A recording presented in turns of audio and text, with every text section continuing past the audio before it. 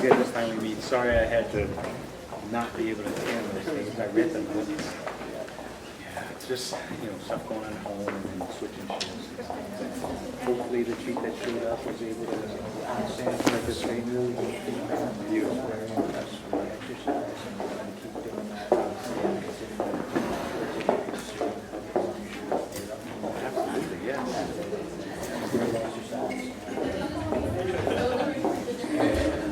All right, good evening, everyone. Let's go ahead and get this meeting started. The time is 6:12. 6:12. Let's go ahead and start with the Pledge of Allegiance. Everybody please rise. Face the flag at the front of the room and place your right hand over your heart. Ready to begin.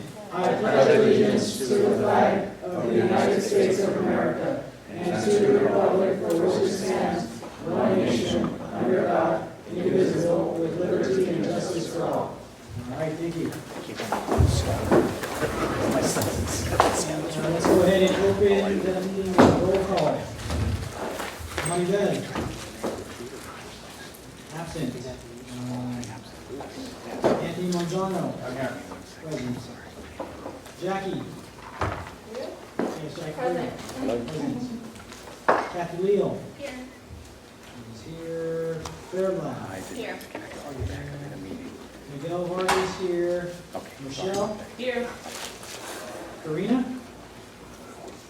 Karina Cruz is not present.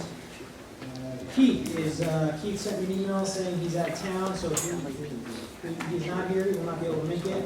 Winnie. Winnie is not here. Absent. Marcia. Present. Present. Cynthia. Here. Here. Rondo. Here. Jen is absent. So we have 9 members present. So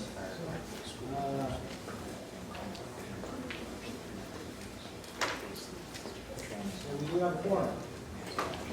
So let's get going here. General public comment.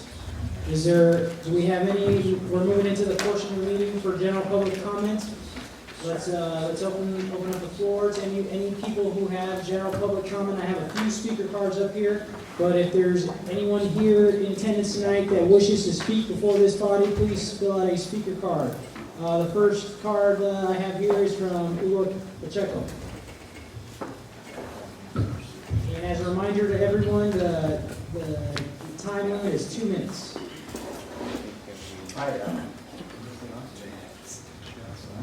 Can you hear me? Okay. I want to talk to you about Proposition 62, that's the elimination of the death penalty in California.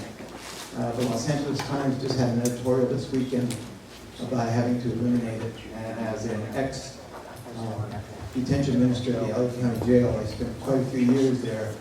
Many a times I would talk to individuals that were actually not guilty. I had one that had been accused of murder. And then when I went to research what was going on, come to find out that the person that he wanted as a witness, he told me he couldn't go visit him. And I said, you need to go, you need to tell the police, the officials that you got the wrong guy.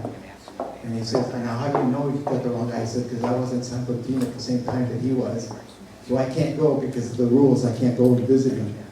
So it's unfortunate that there could be a possibility that some people are being put to death, especially the poor, the people that can't, spend money or get money to be able to defend themselves. Not that the public defenders aren't good, but at the same time, I would say it's not worth having one life killed for a mistake. Thank you. Thank you for that. Let's see here. Next public speaker is Jerry Schneider. I believe I'm speaking to item 16 on the agenda. Okay, so this is a comment card for item 16, not general public comment. Zool. Good evening, I'm Zul Sarani with USC's Health Sciences Campus Community Partnerships Office, and I wanted to announce an upcoming event that USC is organizing in collaboration with Grifols in East LA Community College. It's called Preparing for the Biotech Decade. In the next 10 years, there's going to be 1 million new jobs created in this field, and USC would like to bring about awareness in terms of the types of jobs that are available, how people can get trained for these jobs, and what are some of the types of companies to be placed in these jobs. And so it's a big event on October 1st at 8:30 a.m. And I have flyers, posters in the back, so please, pick some up. And we'd love to encourage schools, high school students, learning centers, adult education centers to, organize and attend this event. And, if anyone needs transportation in terms of buses, please let us know so I can actually help arrange for that. Thank you. All right, thank you, Joel. Let me just flip through these here. Okay, for the record, Maribel is here at 6:17. There is no more public, I have no more speaker cards for general public comment. Is there anyone else? Last chance, going once, going twice. Anyone want to give any general public comment? Okay, no general public comment. Moving on. Next item. Let's see here. Board member comments or announcements. Board members, does anyone have anything to announce? Looking to my left here. Yes, Mr. Manzano. Thank you. I want to say good evening to the stakeholders and the announcement for this evening. Some of them are related to, and I'll keep them to the agenda. We did have a successful board retreat this past month. Actually, yes, in August. And we had a couple of activities and events in the community as well. We want to encourage the stakeholders to continue participating at our general board meetings as well as our committee meetings. And the specific announcement that I have was in relation to some activities that were involving the guy who was burnt. I think it was the day before the last meeting. That guy's been caught already, and we're still assisting, and we need to increase with neighborhood watch. We can't really prevent and stop all crimes from happening, but what we could do as neighbors is if we see something, we could say something and make sure that those negative and criminal elements are caught. Thank you. Okay, any other announcements? Looking to my right. Looking to my left again, right, okay. Hey, one more announcement. There is plenty of food in the back, so if you're hungry, please go back there and help yourself to 1 or 2 plates. Even consider taking some home so it doesn't sit there. So take advantage of that, please. Just touching on the retreat, I heard it was a great event. I could not make it. It was my wife's birthday, but I'm glad everybody had a very productive meeting. Moving on to the scheduled announcements. We have somebody here to give us a quick presentation, Mr. Rios, and he's here with the representative from the Northeast Trees, I believe, and they're going to be giving us a quick overview on some of the great work they're doing in the neighborhood. So let me turn it over to you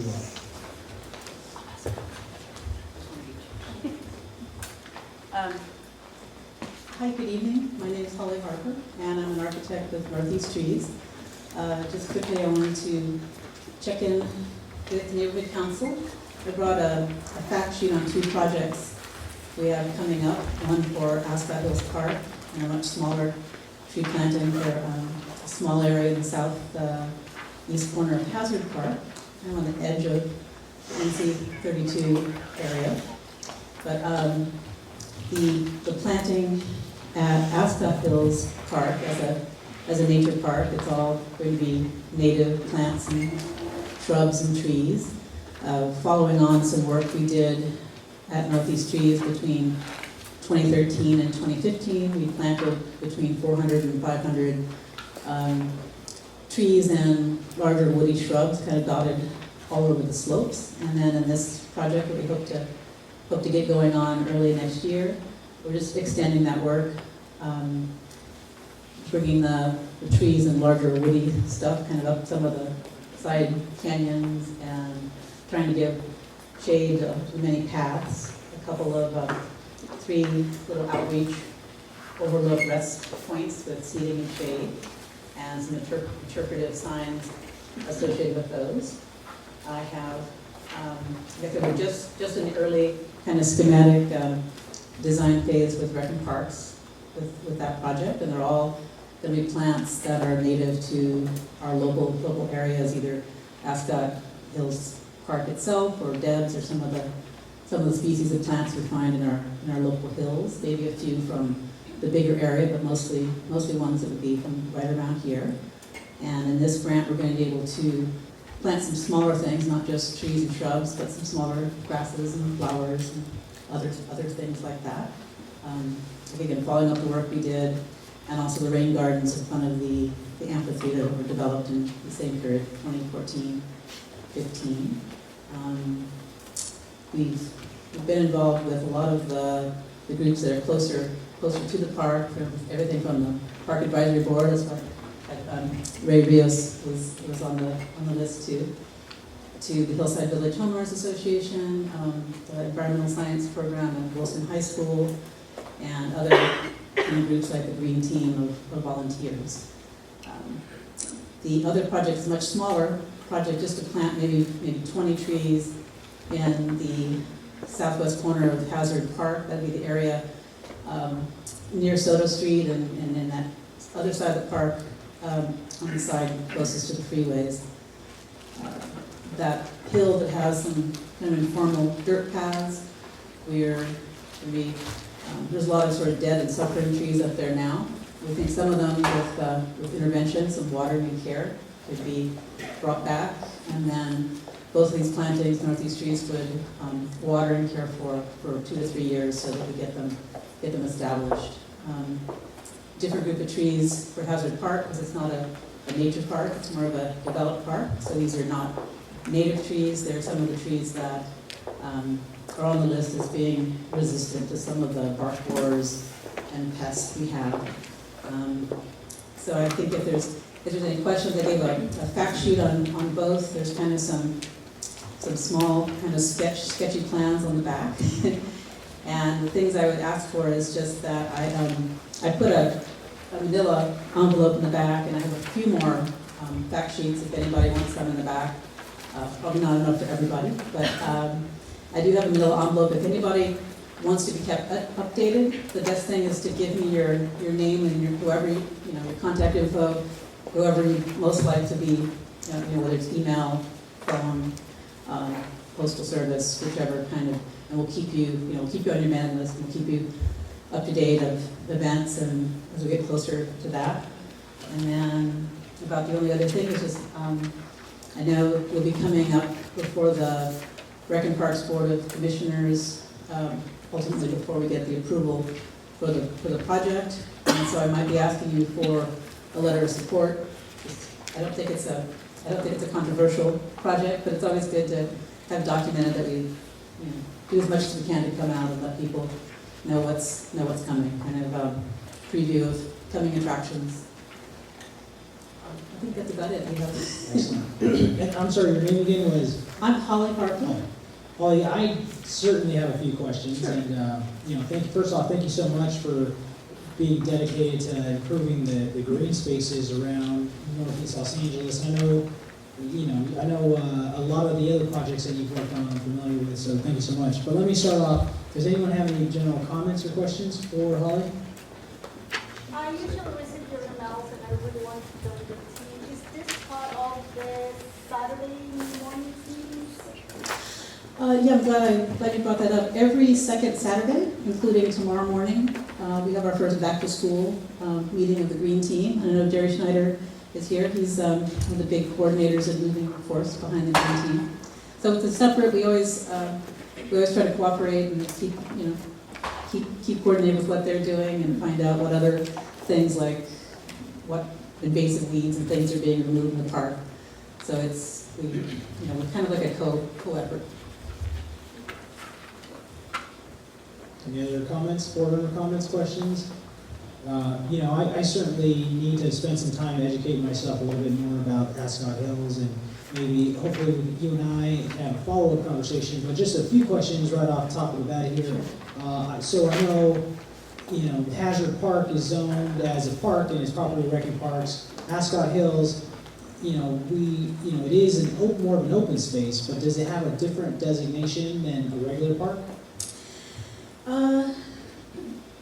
One thing that sets it apart is that it always has been and still retains a base ownership from LADWP, because there's the reservoir up there, and then the kind of the upper part of the park to the north behind their gates, they still operate the reservoir, but the 100 acres to the south of that has been leased as a park, and they keep renewing kind of 20-year leases at a time. We're in the kind of the process, hopefully very close to the end of getting a new extension, because the grant we have with the state requires that agreement, you know, that LADWP continue to lease it to Recon Parks for operation as a park.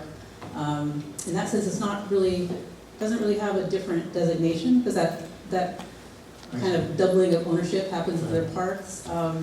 It's just that over the years, Park Advisory Board and different people have maintained that the long-term vision for Ascot Hills Park is as a nature park. So as opposed to baseball diamonds, kind of, this is just for passive recreation and hiking, wildlife, that sort of thing. Yeah, so thank you to you and to Ray and to all the other community members who kind of came together with this vision. And, you know, thank you for helping maintain this beautiful resource. It's definitely a great amenity for the community. I don't think there's going to be any issue with issuing a letter of support, just because this is not really a controversial issue, but we will go through the proper channels to make sure that we're crossing our I's, dotting our T's, and actually crossing our T's, dotting our I's. And then last question here, is there a master plan? You know, you talk about how you go out to Ascot Hills and you're doing a lot of work there to beautify it. Is there somewhere where the community can go to learn more about the master plan for how this area will ultimately be developed?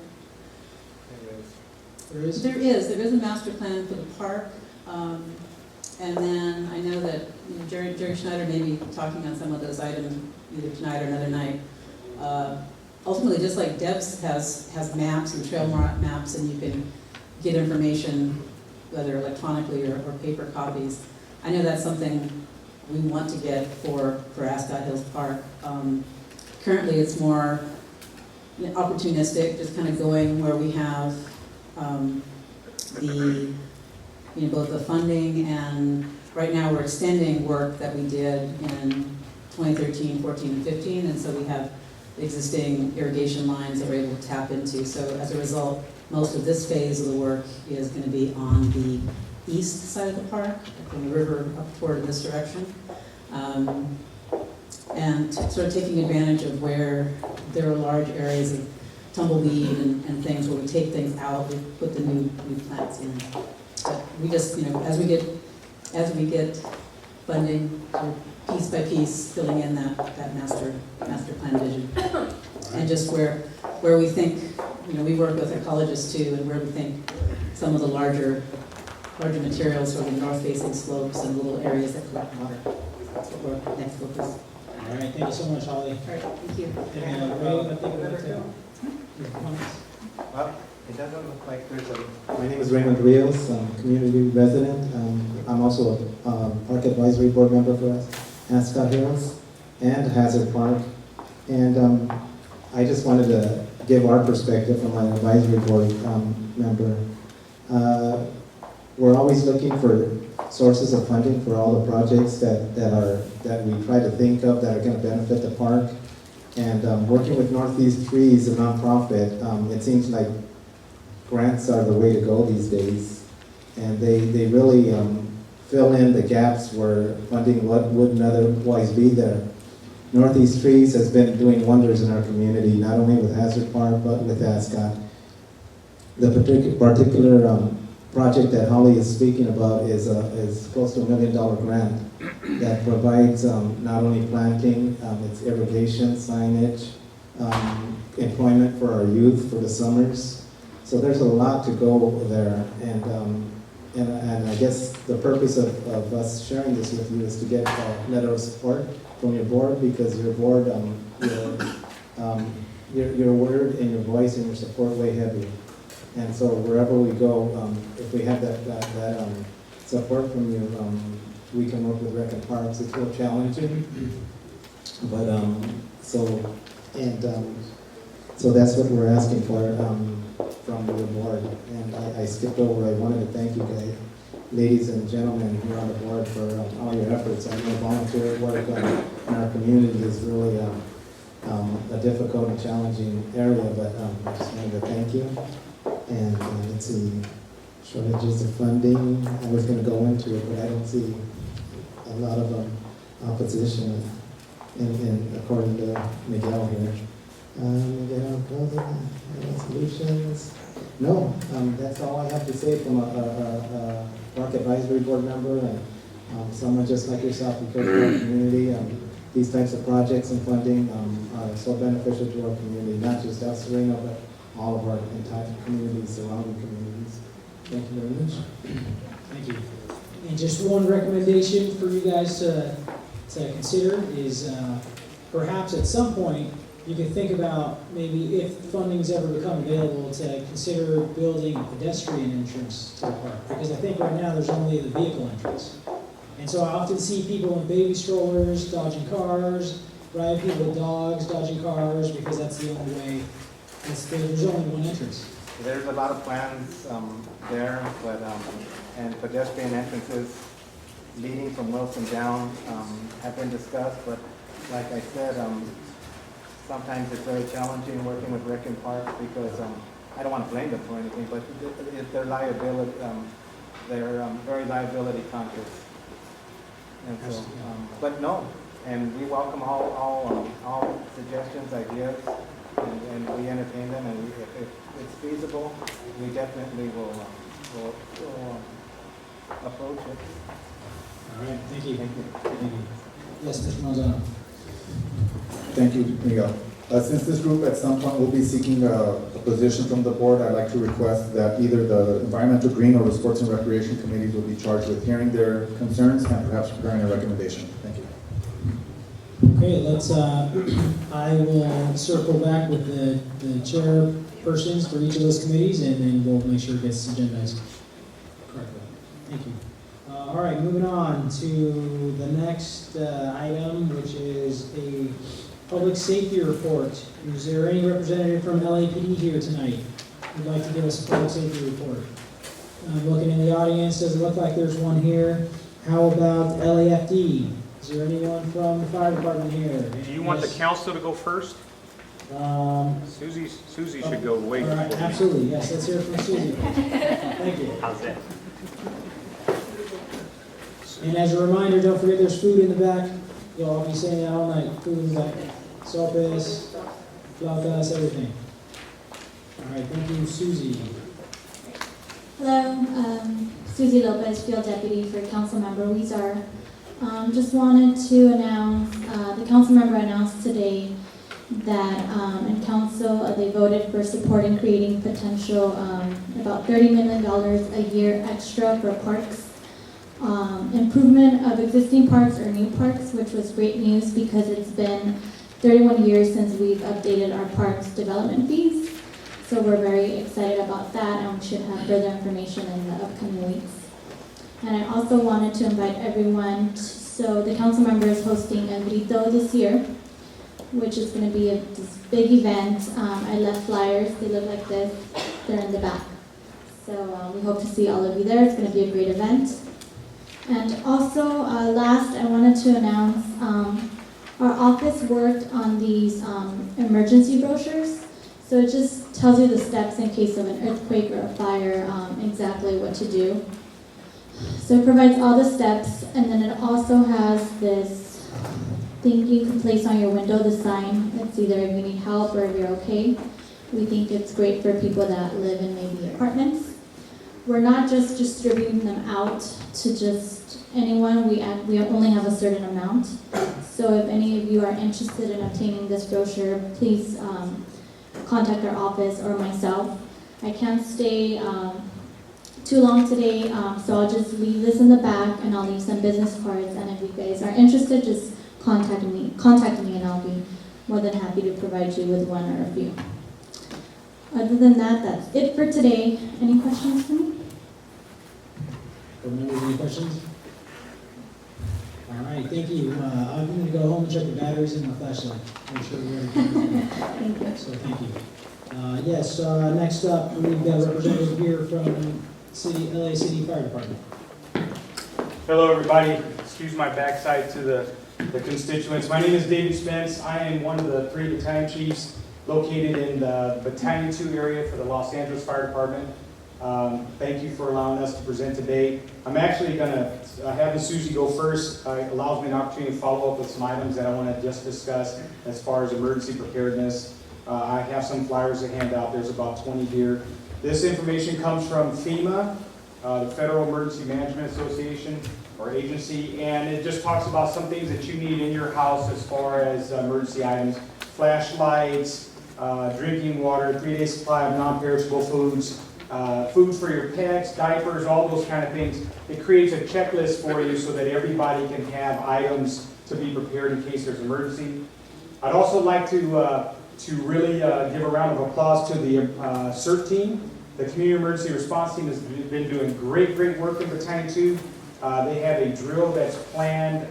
It's like a moulage drill for mass casualty. That's going to be coming up. If you have any opportunity to get involved in your CERT program, it's really going to allow you to protect yourselves and your community in case there is a major incident. And I'm very happy to share that information with whoever would like that. If you just want to email me or call me, we'll give you the CERT information. Other than that, I just want to note once again, LAPD is not here. The fire department is. Don't tell you're slow because then they'll get mad at me. But I'll leave this information for the board. Are there any questions that I can answer for anybody? Yeah, the day of the drill. I don't know that. But I'll find out for you. Chief Spence, Yes, should we be encouraging people to participate in the Great California Shakeout? You know, that's a good point, and that's probably going to be the next item that's going to come up the next time you have your board meeting, and we'll share some information as far as that goes as well. But if looking at Susie's information, it does discuss some earthquake preparedness things. Also in this document, there's also some earthquake preparedness items that you can have ready for yourself or for your constituents. All right. Thank you, Chief. Outstanding. Thank you very much, and have a great night. We got one we have a less question. than. I'm sorry. How do we obtain one of those copies? Which copies? The one that you just showed? That's for you.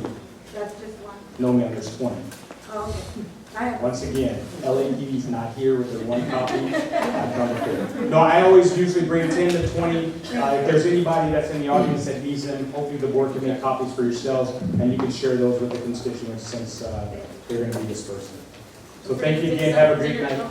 Excuse me? Take some dinner to go to. I appreciate that. So it's.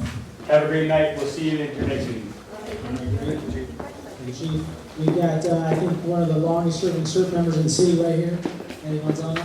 So, he's got his flashlight right here, he's ready. He doesn't have to check his batteries. So, let's see, next, is there any representatives who'd like to speak from the U.S. Senator's office? Jump in? Oh, I'm sorry, I am jumping out of the We've got a speaker here from Cal State LA. Yes. So thank you for allowing me to come up here. Jen Markowitz asked me to come and introduce myself to you. My name is Randy Steiner. I'm the emergency manager for Cal State Los Angeles. I just want to give you guys a little overview of what we're doing there in terms of emergency preparedness. Although I don't represent the university as a whole or the administration, I represent the emergency response capability there at the campus. So it's a pleasure to be here to speak with you. A lot of the programs that we're doing are very new. I'm the first civilian emergency manager on campus. I've only been in that position for actually going on a year next month. But we've made a lot of progress. The campus is very involved in preparing for the inevitable emergencies, whatever that may be, most likely the earthquake scenario.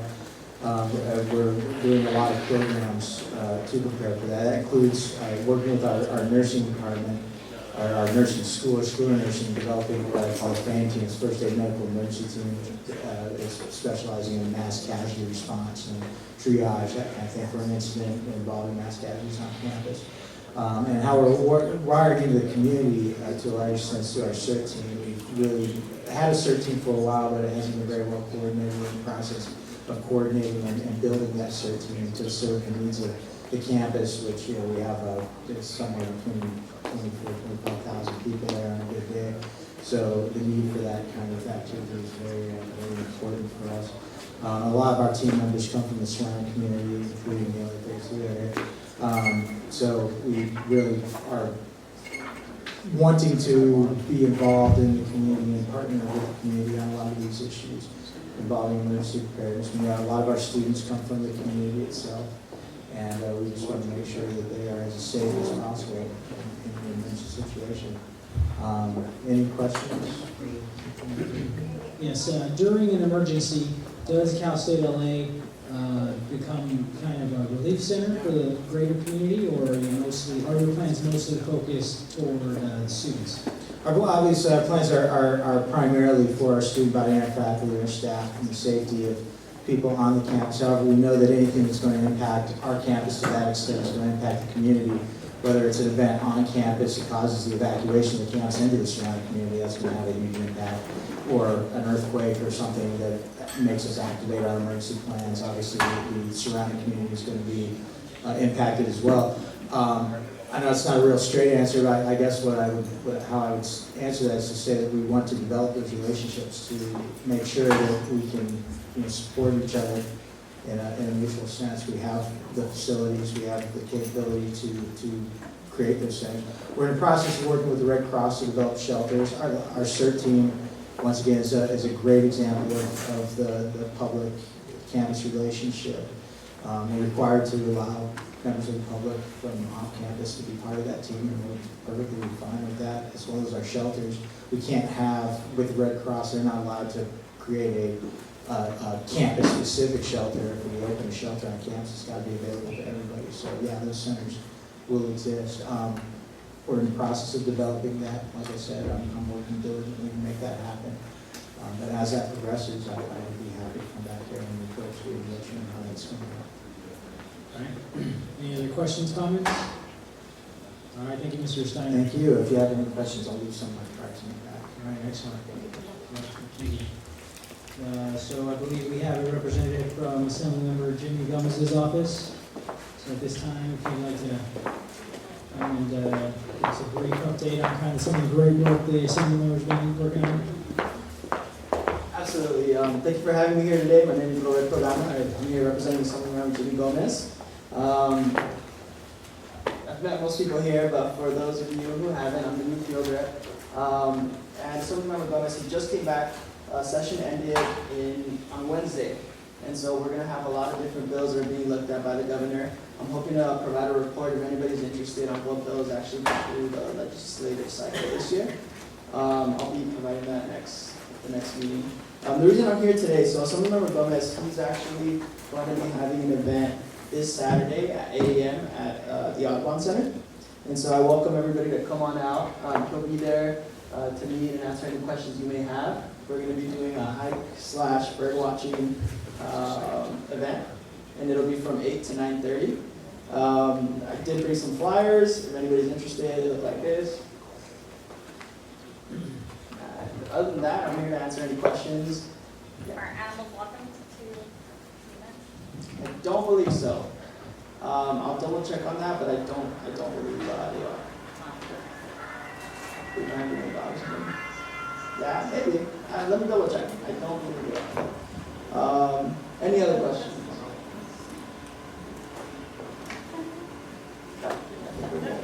Oh, thank you for your time. I did want to say, I commend you on I was able to attend the Star Wars movie, this screen that we had, and that was an excellent event, so thank you for doing that.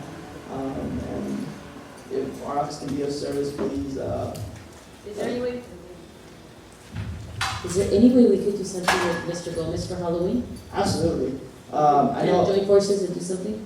I know Assemblymember Gomez is looking for different ideas. So the trick-or-treating idea that I heard at the movie showing, I think that's a fantastic idea, and I think he'd be open to that.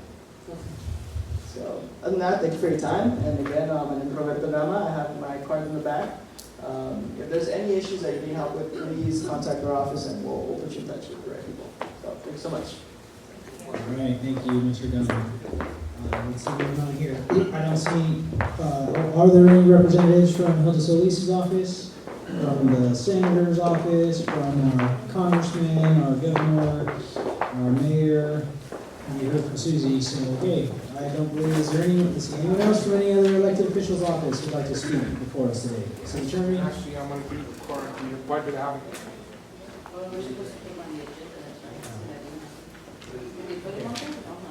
Nope, you didn't put me on there. Okay.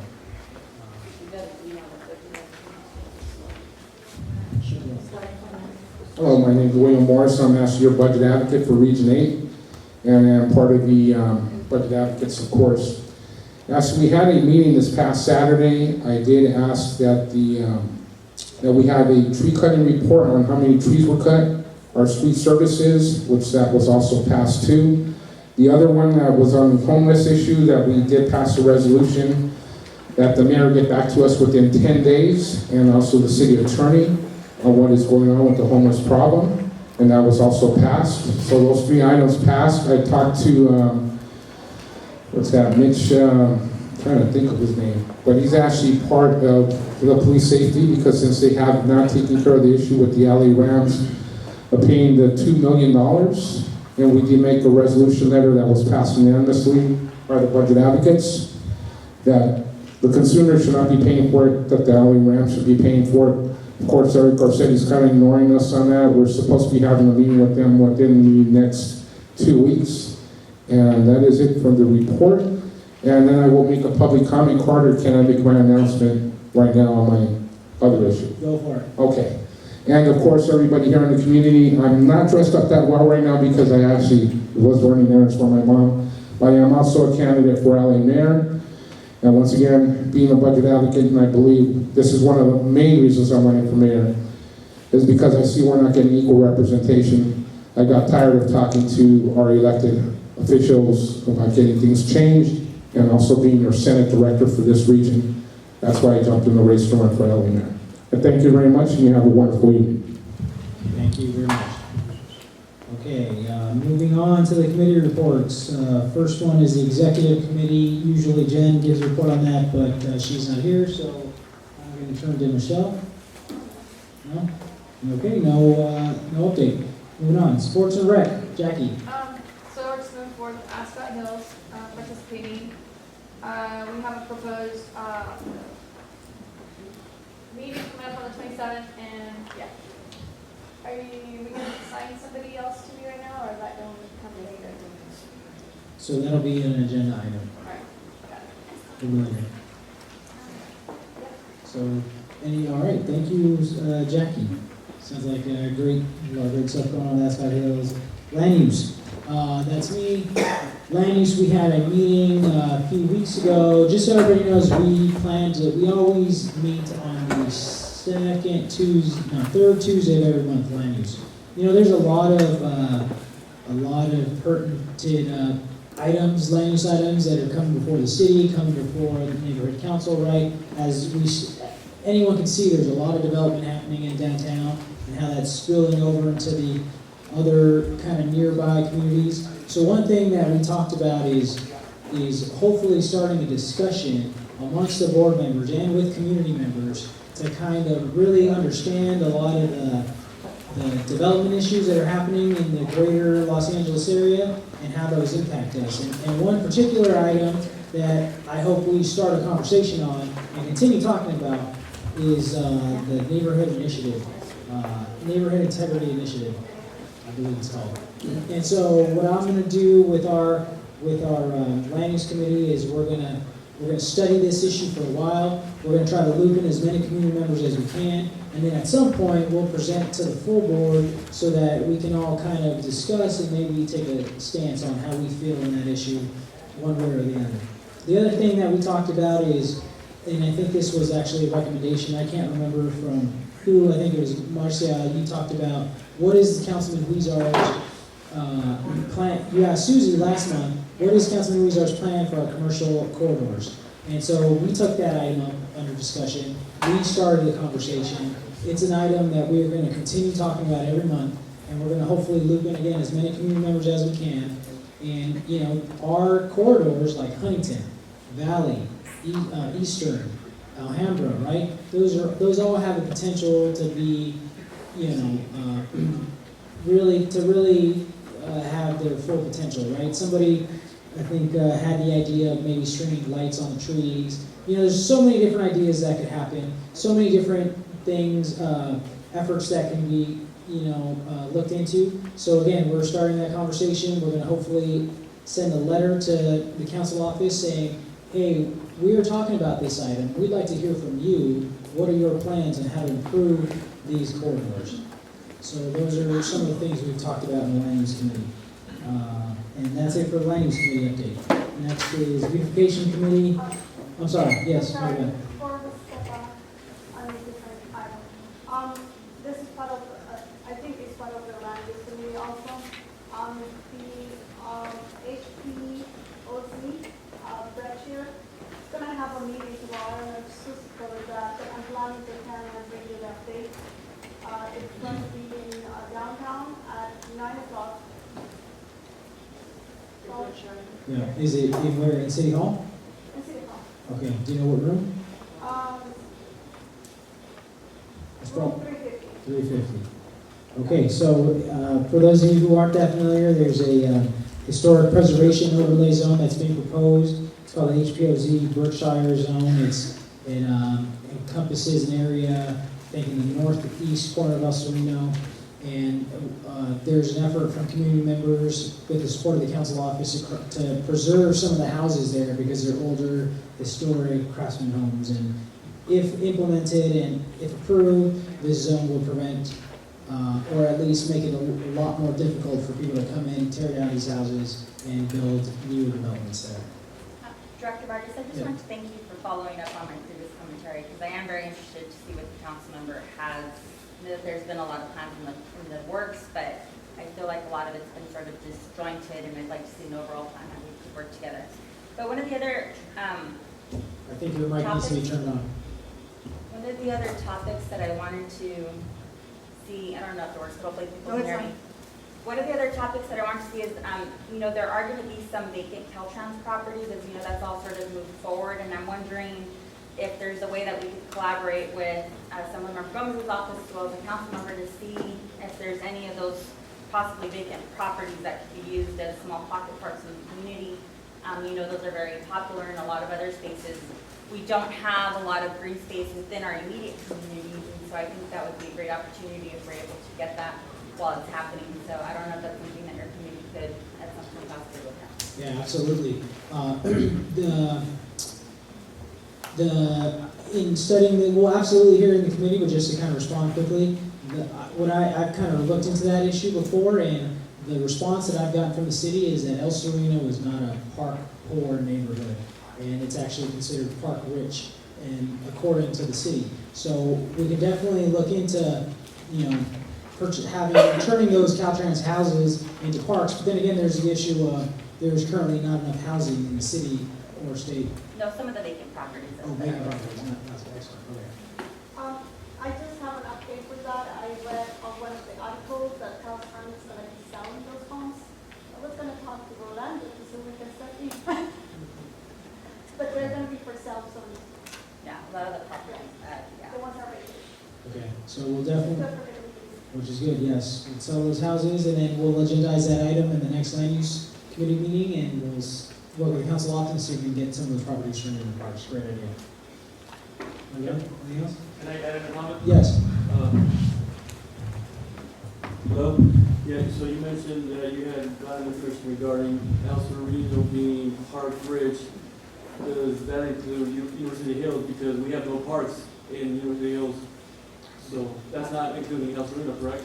This is information that was given to me by another person who got it from the Rec and Parks Department. So I think they're only looking at the community El Sereno, the boundaries of LA 32. And this is in comparison to other parts of the city.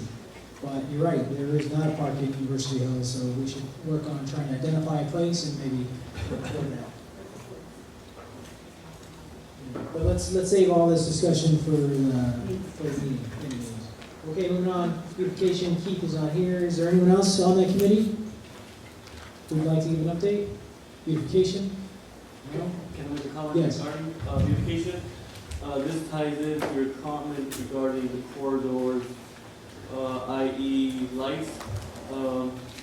My suggestion had been previously, had written an email to Eagle Rock regarding banners. I don't know banners are considered beautification, but some communities have their own banners, i.e. Eagle Rock, Glassall, etc. Maybe having banners for certain communities. Yeah, you're right. I've seen banners for Herman, right? That's a great idea. And I think actually a lot of those, in those neighborhoods where there's banners, those were paid for through neighborhood council funds. So if that's something we want to do, I'll talk to Keith and maybe he can agendize that in his committee, or we can hear it in land use. So. Membership and outreach? Okay. So we'll talk to membership and outreach. Sure. Okay, moving on. Arts and Culture Committee. Michelle. Yes. Update, any update? Arts and culture, we're going to eventually do something for Halloween, as you heard. The field representative of Mr. Gomez's office said they want to reach out with us. So we're going to see if we can do something this month.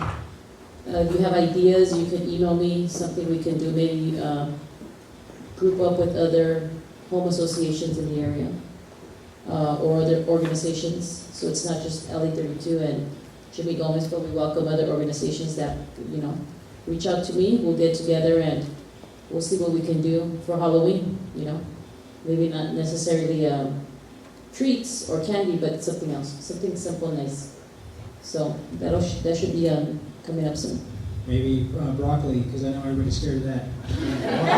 All the kids are scared of that.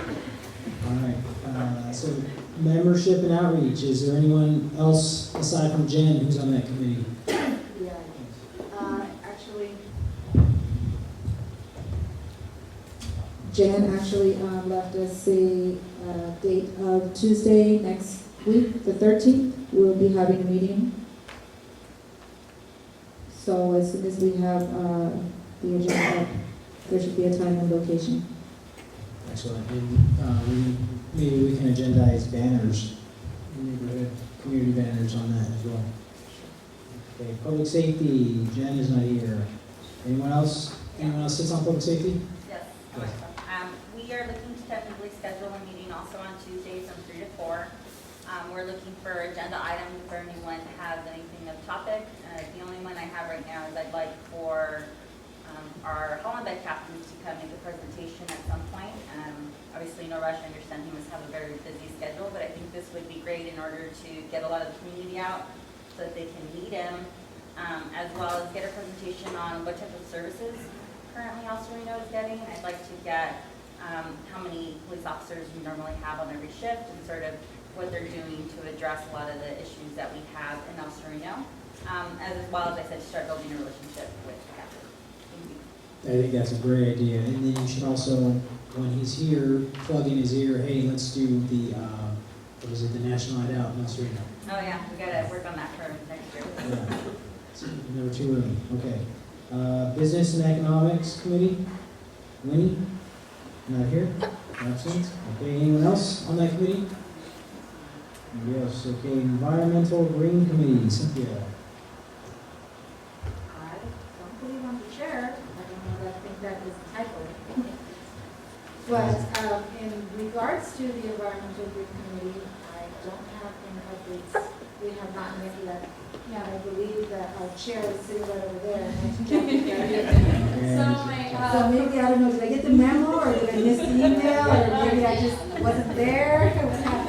So the proposed date, I have Aaron, Ernie joined my committee, and I have Ms. Cynthia. So our proposed date is to meet on the 22nd and at 4, and that will be the first day of fall. So I have a lot of ideas. I got the Northeast trees going. I have some ideas from, I'm sorry, is it this month or next month? This month, Okay. the 22nd. So I'm gonna have like Mr.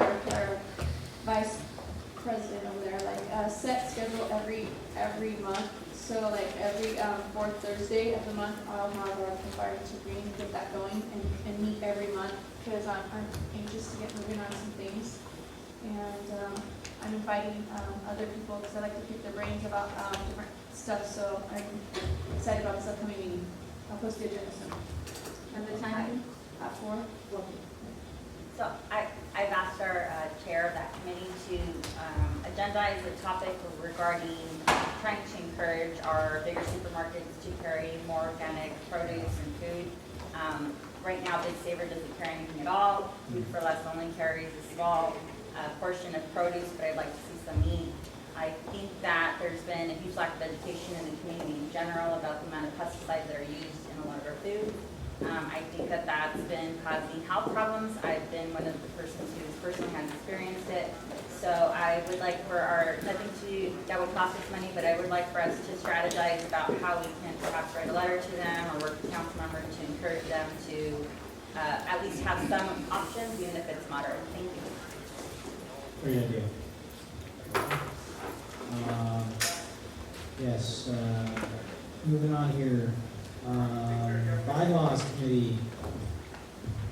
We have continued to review and go over our bylaws to eventually amend them and submit them. They are due well, I don't know the exactly, but it's May 2017. We set a standard date to meet for our committee to meet. It's going to be every second Wednesday of the month from 7:30 to 8:30. PM. Yeah. My location will always be. Yeah. Locations to be on. All right. Excellent. Good work. And then back to you again for education committee. We had our first meeting last week, and we also set a standard date. It's the same date, second Wednesday of every month, and it's going to be from 6:30 to 7:30 p.m. And first, education is going to be the bylaws, and we started just working on ideas on the spelling bee for the neighborhood council, and yeah, we're going to reach out to principals and other elementary schools. So that's all. Yeah, maybe another idea is to educate people about the health hazards of foods with pesticides, right? That's maybe one thing we can kind of produce a handout and, give that out to people if that's something you decide to do. An idea there for you. Okay, moving on here, budget and finance. Yes, budget and finance, just a reminder, when you do your events, the credit card that we have has a chip, so it's those new modern ones that have a chip. Not too many vendors in El Sereno, actually more vendors in El Sereno are getting the chip reader, which means it doesn't let you use it as credit card and it forces you to use it as a chip, so then you have to punch in a PIN number. And as I've said it before, we don't have a PIN number. When I activated the card, I had to create the PIN number, but then I had to surrender the PIN number to Empower LA so they can change it. For the same reason that we don't withdraw cash, because when you do PIN number, it gives you the option, less money out. So they don't want neighborhood councils to be having that option to be withdrawing cash out. So if you have an event coming up and you wish to use some of the vendors around here, ask me and let me know. Like for example, Food for Less, you have to put in a PIN number, and we're not allowed to use the card. But if you're in that committee and we approved your event, you can buy the things and give the treasurer, me, your original receipts, and it will be able to reimburse you for that event expense. Just in case there's a store here that you do want to buy the things from this, you want to give the business here to our community, Other than that, I think Smart and Final doesn't need the chip. Big Saver doesn't need the chip. It takes it as credit card. But let me know if you guys, as you come across your events, let me know. We'll work something out. Okay? All right, thank you, Michelle, for the update. And back to you again for the inventory committee. Yes, for the inventory committee, we will be presenting today a printer that we're returning. So I finally carried it in. I think last month I told you I didn't bring it. But I actually waddled my way in with it today, so we'll be presenting that today. That's the one there? Yeah, that's that big one right there. We're just taking out back with the baseball bat. Oh, and also don't forget if you have an event, don't forget we have radios that we can use for our events that you have. So you guys can radio each other at your events, okay? And we have a new tablecloth, which is a really nice one from Easy Up. It's like a canvas one, I think. And it's for a 6-foot table. They're really nice. You know, whenever we check out items, you can use those because they're at the storage for us to use. What color is that? Green. Oh, beautiful. Yeah. Can we request to check out the radios ahead of time, or is there a checkout process? Yeah, there's a checkout process.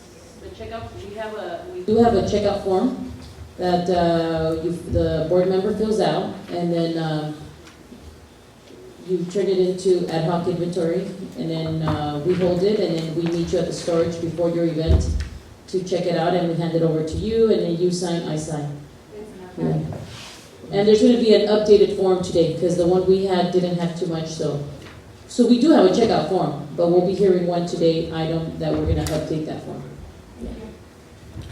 All right, thank you. Ad hoc grievance committee, Jen is not here. Anyone else sit on that committee? Okay, moving on. Item 7. Yeah, I'm sorry, yes. Before we close the announcement section of the meeting this evening, something that might be more fitting towards the adjournment, but I'd like to just indicate that we had a loss this morning. His name was Bobby Chacon. He was a 2-time boxing champion. Started his career in the 1970s and passed away earlier this morning. So we'll probably adjourn the meeting this evening for those who may not stay, just information passing along. And he was a great neighbor, boxing legend, and that's when champions fought for 15 rounds. Thank you.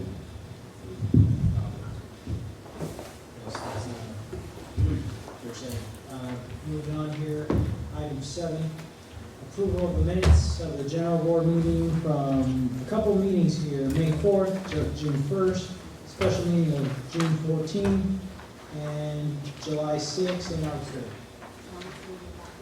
However, there's it's not actually listed correctly here on the agenda. We're only going to be approving the minutes from May 4th, June 1st, June 14th, and July 16th. August 3rd will not be heard. August 3rd will not be heard. Is there any, let's open this up for discussion, any discussion amongst board members? Hopefully everybody got a chance to read through the minutes. The minutes are, there should be a copy of each of these minutes in front of you. Let's take a minute, okay, let's, Anthony, yes? For the first set of minutes dated for Wednesday, May the 4th, it should be properly indicated and a correction for the officers of the meeting. This board had not been established, nor had the elections taken place yet, so the president, vice president, treasurer, and recording secretary, and corresponding secretary should have the proper director named for the month of May. Thank you. Okay, so we'll be sure to amend those minutes and make that edit so that the proper officers are indicated on the minutes. Aside from that, are there any other changes, edits, amendments that need to be made to the minutes? Let's take a minute now, everybody, just look through them quickly.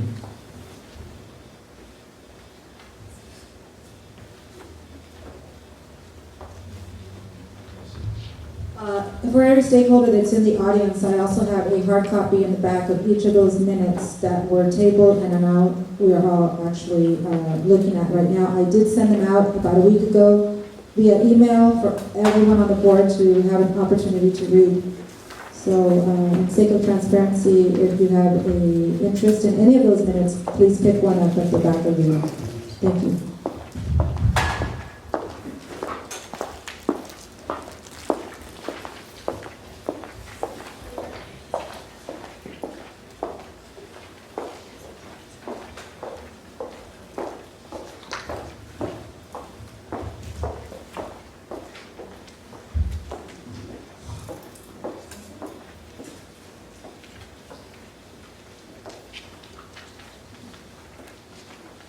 You know, I'm taking a look at these minutes here. They, for the most part, seem pretty standard.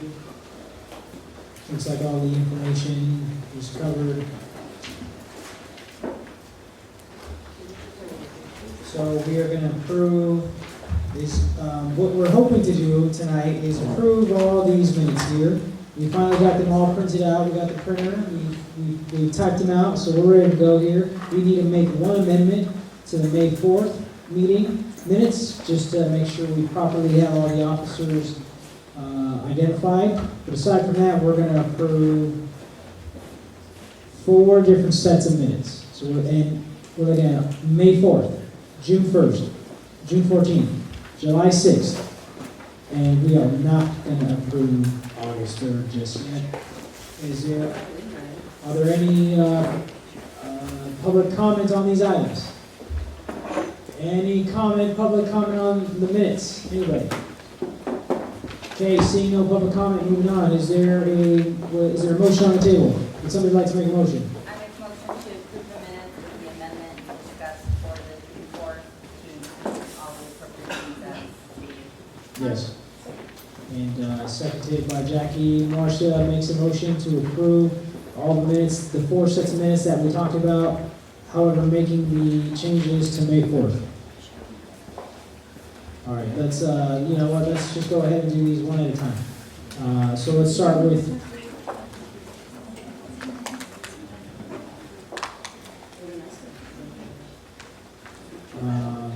let's just go with May 4th. Is there a motion to approve May 4th minutes? Make a motion to approve the report. Marcia makes a motion, seconded by Jackie. Let's open the roll. Let's say aye if you'd like to approve the May 4th minutes. Aye. Nay if you'd like to not approve them. Okay, the ayes have it. May 4th is approved. Now, June 1st. Would somebody like to make a motion for June 1st? Kathy makes a motion. Kathy, what's your motion? To approve the minutes of June 1st. Kathy makes a motion, seconded by Jackie. Let's open the roll. Say aye if you'd like to approve the minutes of June 1st. Aye. Aye. And nay if you're opposed.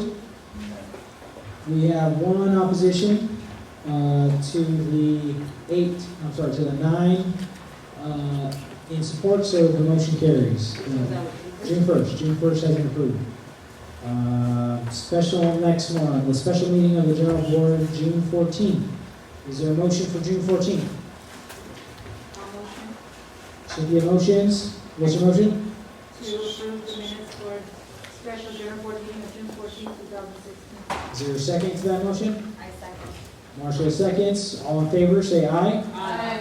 If you're in opposition, say nay. Okay, no opposition. June 14th approved. Moving on, last one here, July 6th.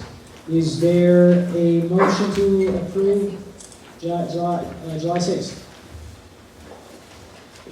A motion to approve the general board meeting minutes for July 6, 2016. Cynthia motions to approve. Is there a second? I second. Marcia seconds, and let's open the roll. Say aye if you're in favor of approving July 6 minutes. Aye. Opposed if you're opposed. Nay, one nay. It is 9-1, 801. Anthony, no. Okay, the minutes are approved. We're not going to approve the August 8th minutes. I'm sorry, August 3rd. Excellent. Moving on to the next item. Item 8, Treasurer's Report regarding the finances. And we're looking at approving the monthly expenditure for August 16th. So you should all have a copy with you? Do you guys all have your copy? I gave you the copy of the monthly report, the bank statement, and then a spreadsheet that I did that breaks it down and tells you exactly where we're at and how much we have spent.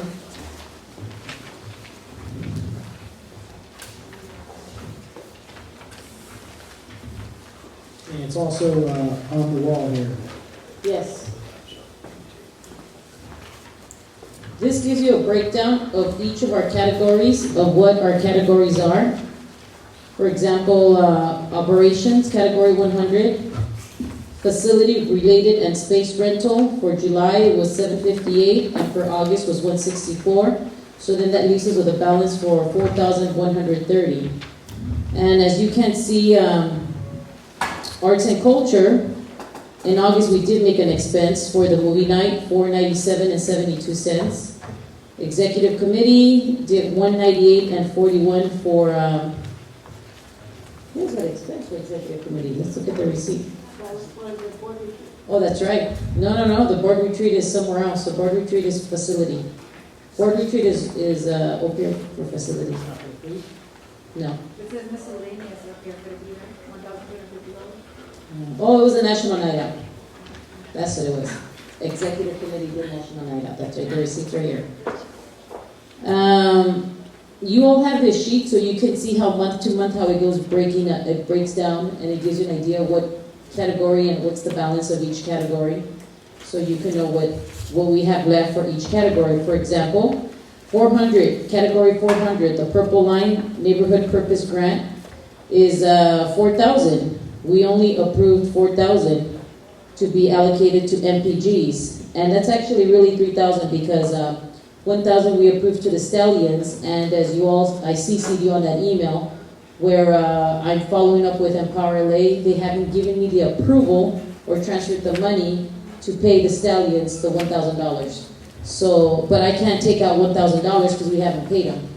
But do know that there's 4,000 minus the 1,000 that we're going to pay the Stallions that was approved by our board in July. So that only leaves us with 3,000, which means if any entity, organization, group, or MPG tells us to pull out from other categories, we can't. We have to take it out from MPG. No one can instruct us and tell us, you just need to take it out of these committees. No. That's why we created this category. And that's why we approved this in June, and we agreed that this is the amount we want just for MPGs. That's just so you keep in mind when we do see MPGs later on, you know more or less what they're asking for and what we have left in there. The monthly report for the month of July is right here. And let me turn it around because I learned how to rotate it for you guys. Last time I couldn't rotate it. I had to have my husband help me do this. There it goes. Woo, look at that. It's rotated. August. This is August. These are our expenses for the month of July. Our expenses for the month of July are as follows. Operations, $1,510.95. Outreach, $871.13, which is a total of $2,382.08. So that leaves us with a balance of $33,334.77.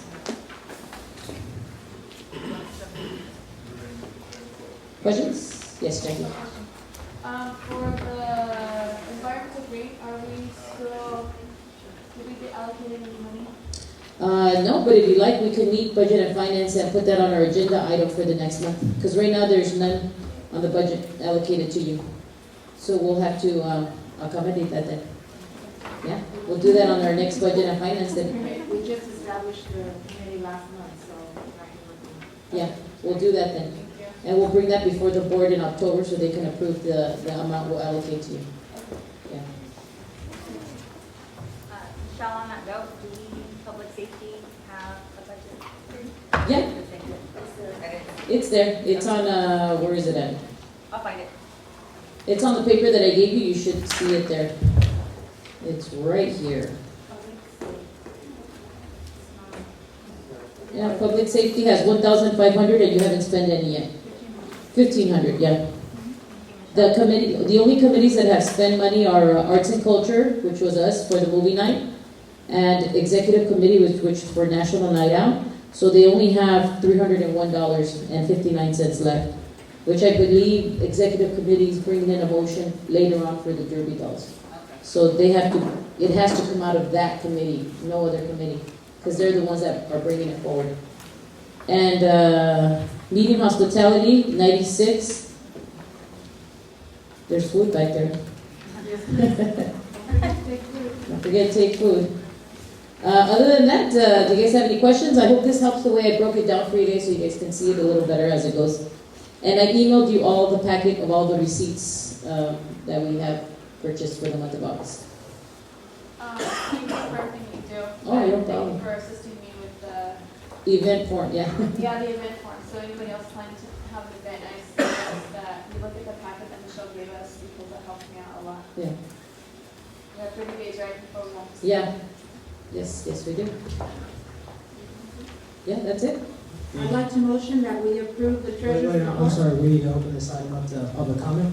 Well, actually, you have to make the motion first. Oh, I'm sorry. And get a second, then we can. Okay, is there a motion on this item? Yes, I'd like to make the motion to accept the treasurer's report. Second. Seconded by Jackie. Okay, let's open this up for public comment. Is there public comment? And I see some back here.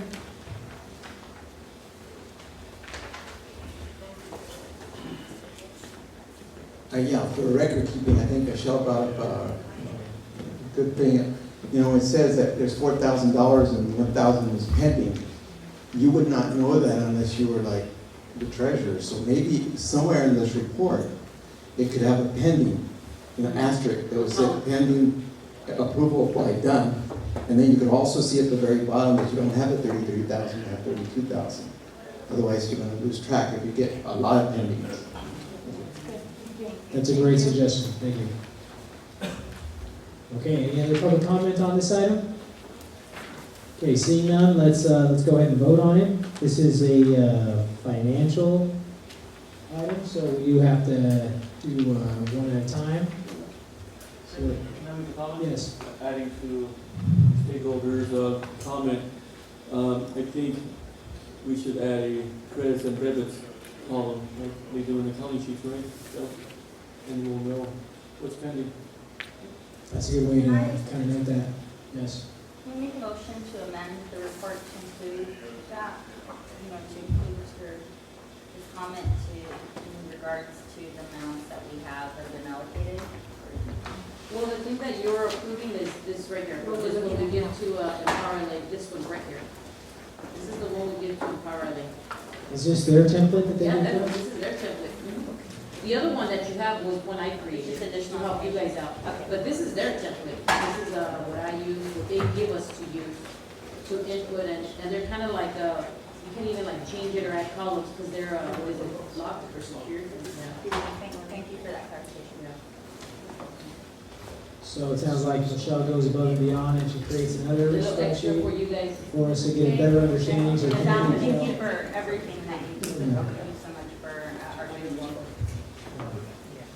All right, so there's a motion and a second to approve the item here, the budget item. This is a roll call. So here we go. Let's go with Marcia. Okay, Winnie's not here. Keith is not here. Rolando. Yes. Yes. Jen is not here. Cynthia. Okay. Okay, Cynthia. Yes. Yes. Kathy. Thurba. Yes. Yes. Miguel. Yes. Karina. She's absent. Yes, I did finish my financial training, so yeah, I'll get to that. No more dash for you? Yeah, no more dash. Jackie? Yes. Yes, okay, Maribel? Yes. Yes, Michelle? Yes. And Anthony? Yes, I accept. He approves. Okay, so that's 10. 10, that's unanimous, 10 yeses. And motion passes. All right. Moving on to the next item. Old business. Moving on to old business, item 1. Discussion and possible action regarding the appointment of a budget representative. Is there anyone who'd like to be a budget representative on the board? And I guess the duties of this position require going to, there's various workshops that the city puts on. You would go to these workshops, you would kind of be plugged into a little bit more information. You would be the one reporting back saying, hey, I guess taking our feedback as a community and giving that feedback to the city when they develop their budget. So this person could say, hey, we here in El Sereno, we really care about tree trimming. So we want our tax dollars to be prioritized toward tree trimming, or sidewalk repair, or sanitation. So is there anyone on the board who'd like that position? Anybody? Okay, is it anyone, yes? Is this the open position for which an email was sent out recently? No. I received an email from Jan. So that, I think that's a board position. This here is a budget advocate amongst the current board members. So we'll get to that one a little bit later. So no budget advocate. Actually, I'll just go ahead and nominate myself for budget advocate. So if, Can we ratify it and take a vote? if there's a second, okay, I guess Kathy seconds then. Well, Kathy approves me being nominated, but I guess there has to be a motion. So, right? Oh, okay, yeah, hey, that's, looks like everybody's in agreement. I should be the budget advocate, so I'll just go ahead and appoint myself. Budget advocate. Is that, I think we're good with that, all right. Moving on, next item. Possible, or discussion and possible action regarding the removal of East Region Director Dolores Duenas and replacement of her seat. All right, so, in the bylaws, there's a section that talks about how to go ahead and deal with vacancies. And it's if you have the bylaw, I'm not sure if everybody has a copy of it in front of them, but it's, you can turn to page 8. Page 8 of the bylaws, and it says filling vacancies. And so it says basically what the bylaws say. It says, listen, the way you should go about dealing with the vacancy is there's kind of a process, well, there's a process and there's a ranking of people you should be looking at. First off, is there someone who ran in the same region but didn't get elected in that same region, right? If there's no one who ran in that same region, then you go to the next criteria, which is, okay, what about top runners-up from any other region? Is there any other region where you had some people who quite didn't make it onto the board here, right? And then if no one is there, no one's interested, then you go to nominations from the stakeholders, and then the board approves all of that, right? So I think everyone has a copy of the LA 32 canvas of votes. You should have a copy. If you don't, I have some for you, but find it in your packet. It is, I got some here as well. I got some for whoever doesn't need one, right? But let's feel free to take a look at that. And I don't know if we can pull this up online. I'm trying to see if I have, if I can. You go to Empower LA. This is where I got this one. Yeah, internet service.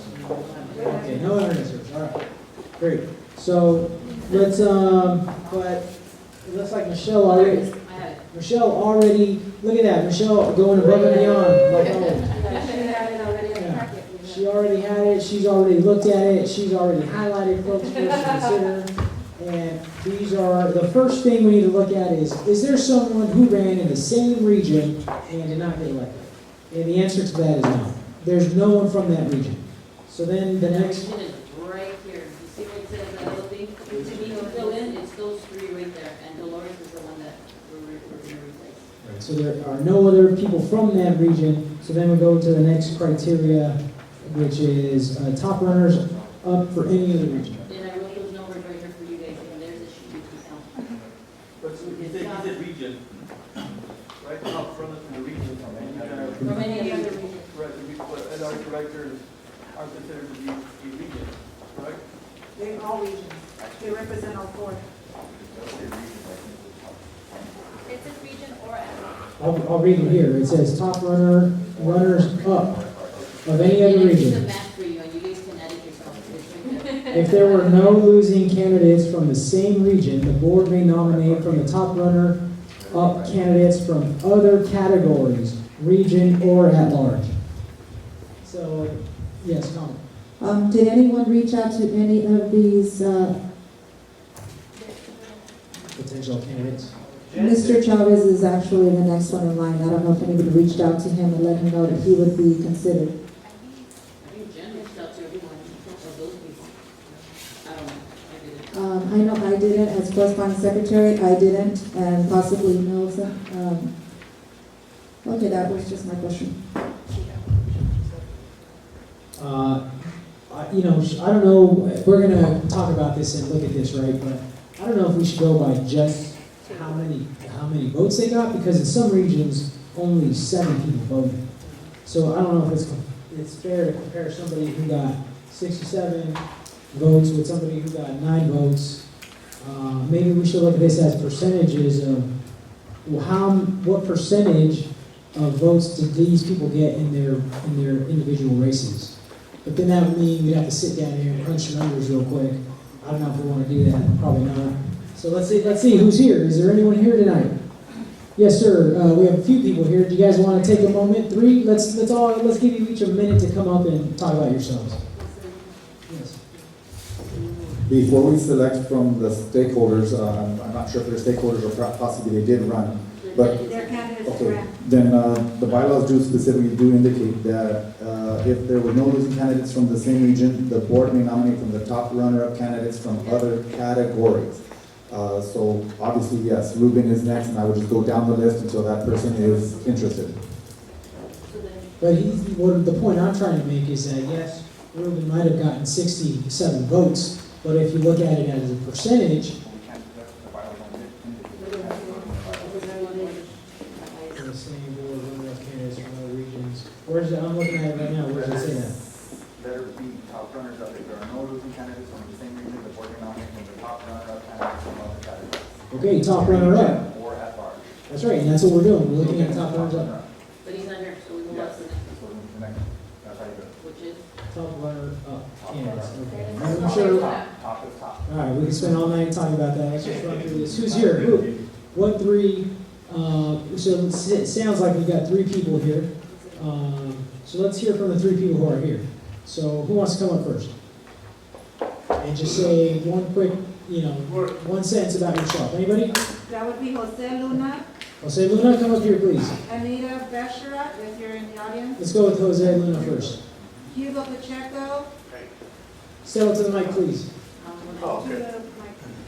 Tom Williams, and Sunny Abu. I'm sorry if I not Abdul Jabbar. You got it. That's right. Okay. Hello, my name is Jose Luna, and I live in El Sereno, obviously, and I'm a high school teacher. Went to Cal State LA, and actually taught at Wilson, taught at Belmont, Highland Park, at Franklin High School.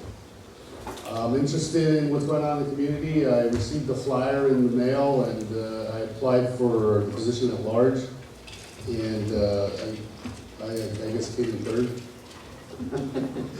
And my background is, I actually, when I was here at Wilson, I did do a lot of grant writing, and I actually coached, and so I have some experience with the community and stakeholders. Actually, we did work with Healthy Start, and we used a lot of the El Sereno community stakeholders, and that was one of my, I guess, biggest achievements and something that I brought to the community. We actually have well, I don't know if it's there still, but we did have a full bona fide mental health clinic and health clinic that we provided to the community in El Sereno Middle School.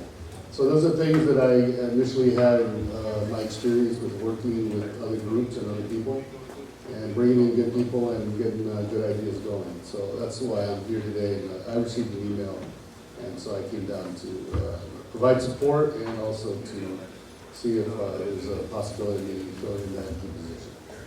Thank you, Mr. Luna. Thank you. Next prospective candidate. Anybody who wants to jump up here, say a sentence or 2 about yourself? My name is Hugo Pacheco, and I've lived here since 1967. I went to Wilson, went to Cal State LA. I was the president of the Community Leadership Coalition. I also was the vice chair for the Sierra Club in the area. I'm the volunteer visiting minister. I'm a catechist teacher for over 20 years at Sacred Heart. I'm a real estate broker. I've raised, my wife and I actually, give more credit to her, 4 daughters. They've all gone to college. They're all professionals. My latest one just graduated from your college there, Loyola Marymount, and we're just waiting for bar results. So I think I know the community probably more than most people here. I'm pretty sure a little older than some of you guys. And my heart's always been here now. I do remember a comment by the president about being a rich area in terms of parks. But let me tell you, being in Sierra Club is not true. LA is one of the worst cities in all the nation in terms of parks. So when you use that as a relative towards, it doesn't make sense. El Sereno is still lacking. Thank you. All right, thank you. And there's one other person up there.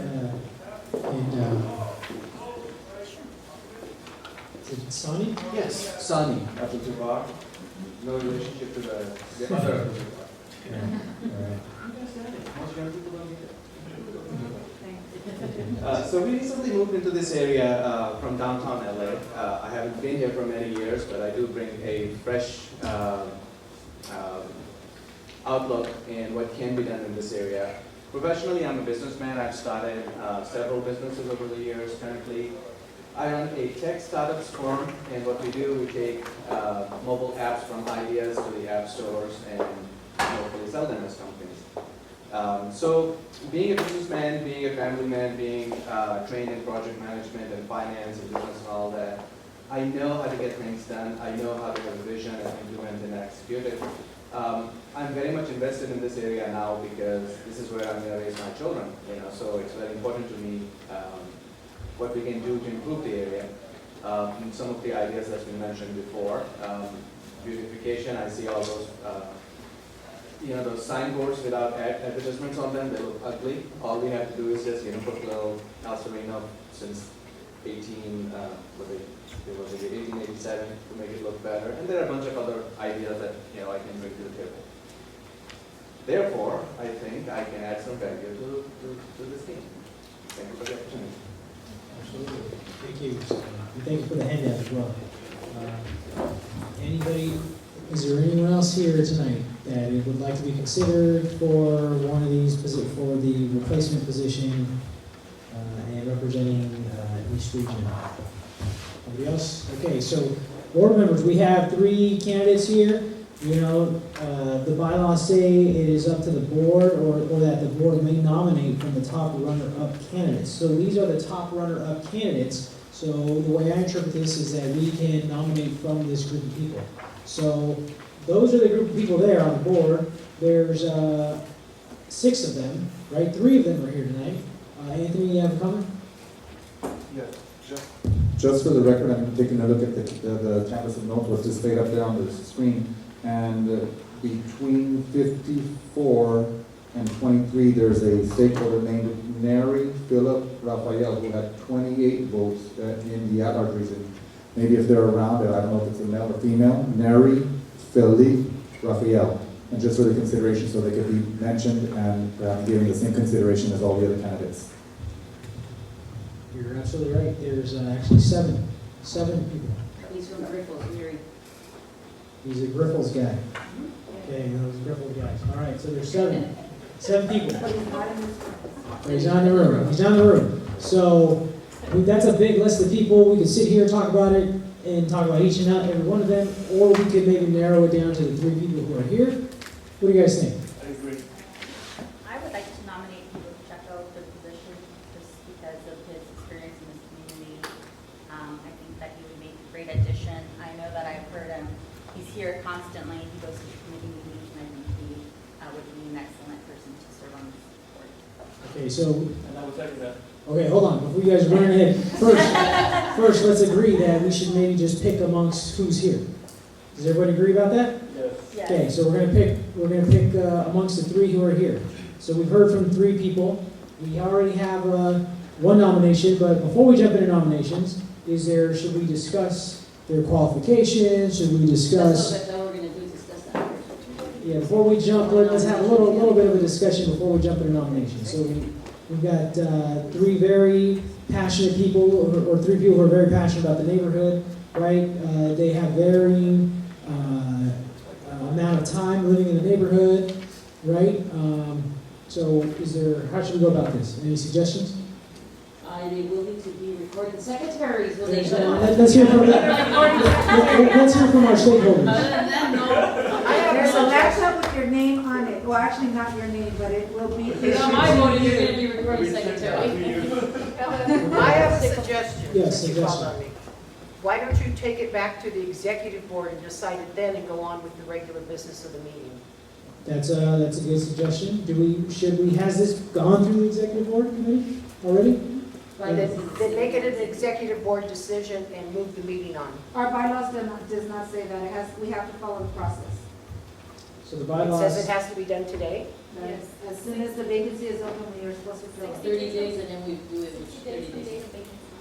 All right, let's not waste any more good people's time here. Let's vote. Any nominations? I nominate Jose Luna. One nomination for Jose Luna, and I know there's a nomination for Hugo And I nominate Sadi. Sani, and there's a nomination for Sani. So there's 3 nominations. A second. Let's go with the first name that was thrown out there, Hugo, right? So there was a nomination and a second. Let's everyone just take 30 seconds to yourself. Think about the candidates. Think about everyone's basically nominated. Think about who you want to, who you'd like to see up there. Your names. It's not, it's just the board. Okay, so let's go with Hugo. There's a motion on the floor to nominate Hugo and have him serve as the East Region Director. Let's do this by a show of hands of the board. Do you want to do like you call the name? Because this is how we did it the last board. The former board, the way we did it, I remember we said, okay, Troy, and I think it was Troy and Anthony. Then we said, Marcia, pick one. Troy and Anthony, and then we put a line, then the next person. So in this case, it would be Marcia, Hugo, Jose, or Sandy. And then she says, and then we mark it. Let's do that. Let's vote on every single person and see who the top vote getter is. Does that sound like a plan? That's how we did it last time? That's how we did the poll. That's how we did it last time, so let's not reinvent the wheel. Okay, listen, all board members, we're gonna vote 3 times. You're gonna vote for these 3 people, okay? No, one time. One time only. Oh, sorry, I'm confusing. Okay, one time, you get to vote once for one person. Say, so if, again, they are Hugo, Jose, and Sandy. So, let's open this up. First one is Hugo. If you think Hugo should be on the neighborhood council representing the East Region, raise your hand, please, at this time.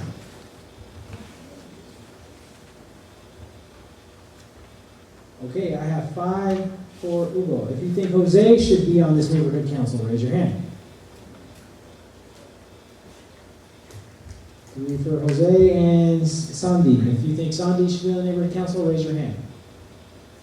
2. Okay, so the votes are in, counted. Hugo gets 5 votes, Jose 3, and Sandy 2. So it looks like Hugo is now on the neighborhood council representing the East Region. Congratulations, Hugo.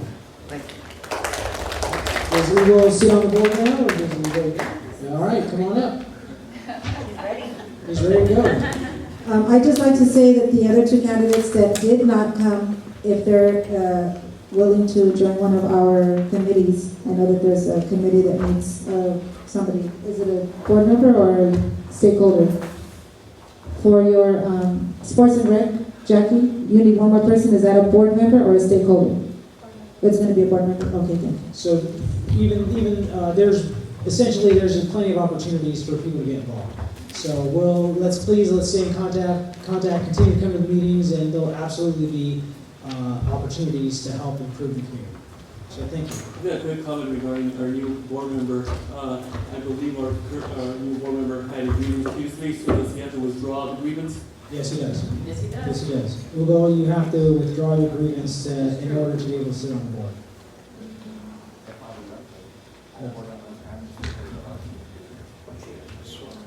Who told me that? Somebody. I had a phone conversation with Jen before yesterday, and she told me that the city attorney told her that if you sit on the board, you have to remove your grievance. So let's verify that to be 100% sure, but we'll deal with that soon. Okay, moving on. Next item. Item 3, discussion and possible action of LA 32 purchase of ink. We need ink for the printer. So is there a motion to approve $150 for ink for our printer? I motion to approve $150 for our printer. I'll second it. Motion to approve, seconded by Manzano. Let's open this is a financial item, so let's go down the roll. I'm sorry, is there public comment on this item? Seeing no public comment, let's go ahead and open the roll. Okay, $150 for our printer. Marcia? Aye. Aye. Winnie is not here. Keith is not here. Rolando. Aye. Jen is not here. Cynthia. Yeah. Kathy. Yes. Berla. Yes. Miguel, yes. Karina. Not here. Hugo. I said yes, I need Is it a not clarification that, no, because remember I was Oh, on the that's last right. board. I was on the last board, so it So could it's be that I'm still, You might valid, still- so pending validation. Okay, yes, pending validation. Michelle. Yes. Jackie. Yes. Anthony. Yes. Monica. Yes. Yes, okay, it's approved. 1, 2, 3, 4, 5, 6, 7, 8, 11 ayes. And it passes unanimously. Moving on, next item. Item 4. We have an item here to approve $200 for the purchase of a hard drive. That way we can store all of the videos on there, all of the files, any of the flyers, you know, because otherwise it's just random in a whole bunch of random places. That way there's not a loss of institutional knowledge when different board members kind of slide in and out. So is there a motion to approve $200 for no more than $200 for a hard drive? I have a question. Yes. Have we at any time attempted to ask like Staples or any big departments, you know, stores that sell these types of supplies for donations? No, we are not allowed to. We're not allowed to? Okay, thank you for answering the question. Not allowed to receive donations. I Is it? move to approve the motion for the hard drive in the amount of $200. All right. And seconded, motion to approve up to $200 for a hard drive, submitted by Marcia, seconded by Jackie. So let's open the roll. Marcia. Aye. I'm sorry, you know what, let's open this up to public comment. Is there any public comment on this item? Anybody would like to speak on us buying a hard drive? No public comment, all right. Marcia, aye. Winnie is absent. Keith is absent. Rolando. Aye. Jen is absent. Cynthia. Yes. Kathy. Yes. Perla. Yes. Miguel, yes. Karina is absent. Hugo. Yes, pending validation. Yes, pending. Yes, pending. Michelle. Yes. Jackie. Yes. Anthony. Yes, I agree. Yes, he agrees. Manuel. Yes. 11 ayes. Item passes. Okay, moving on. Yes, we get a hard drive.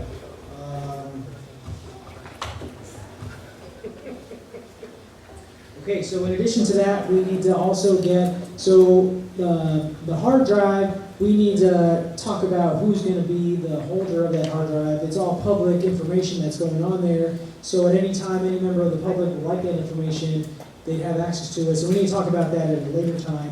But now we're talking about flash drives. So it's important for our secretary and treasurer to have a flash drive so that they can work on these documents either at home or at work, and then carry this information with them to a printer, to our meetings, other places like that. So is there a motion? I move a motion to purchase flash drives for the use of corresponding secretary and treasurer to scan documents, print up to and not to exceed $2 from the office and equipment supplies. Motion on the floor? I second. Seconded by Marcia. Is there any public comment on this item? No public comment on the item. Let's go ahead and open the roll. Board comment? I'm sorry, is there any board comment? I've got a comment regarding the $50 amount. I don't think that a flash drive with a secure password for entry would cost less than $50, cost more than $50. And I think you would need a secure flash drive. Secure flash drive. I think I don't know what this is not my item, but I would imagine it's just save agendas and minutes and different things like that and transfer it around. Is that do we think we need a secure? It's already public. I think that I've seen flash drives for like $12, I think, $10. But do we think we need a secure one? No. Costco might have some that are like encrypted, that you encrypt the code so no one else can get it. Those are, I think, like $19.99 for 2 of them. Yes, we will. The logic behind the encryption, again, it's a public document, not supposed to talk to each other. Public document, and at the same time, my concern is to make sure that flash drive is uploaded. Because in the past, what's happened is, like, some pictures were taken, suddenly the memory chip was gone. So I think there should be some rule as to immediately put that up, because the public requires information from us. And we need to have it ready for them. Otherwise, we can get violation of the Public Records Act. So there's something that has to be put somewhere along the line, not necessarily here. Something about how immediate those flash drives have to be loaded up to the hard drive. Absolutely. And again, we'll figure out what committee to send this to. We need to discuss it, how all this information gets put on the hard drive and who should be the caretaker of it. Let me give an example. I have to use my personal flash drive. So why do I have to use my personal flash drive? And Cynthia has to use her personal flash drive when we can have it purchased. And then usually these flash drives only have 32 gigabytes, which don't take up space, so we usually just delete it because we already transferred it to either the LA32 laptop or the LA32 printer where you put the flash drive in, and we scan the documents, and then we send them to Empower LA or to the board or to the webmaster. So it's not something where I want to be on a time constraint where you have to do it within 24 hours and transfer it out of your flash drive. No, I'm not going to do that. It's flash drive, and I just want a flash drive because I have my personal one that I continue using. And for the record, what he's talking about, it was a memory drive, a memory for pictures, and it was lost. It was left behind in the library. So address it to the person who did it, which was me. I used it, I put it in the library. It was left there, I walked away. So I reported it to the board, and the board said, well, how much was it?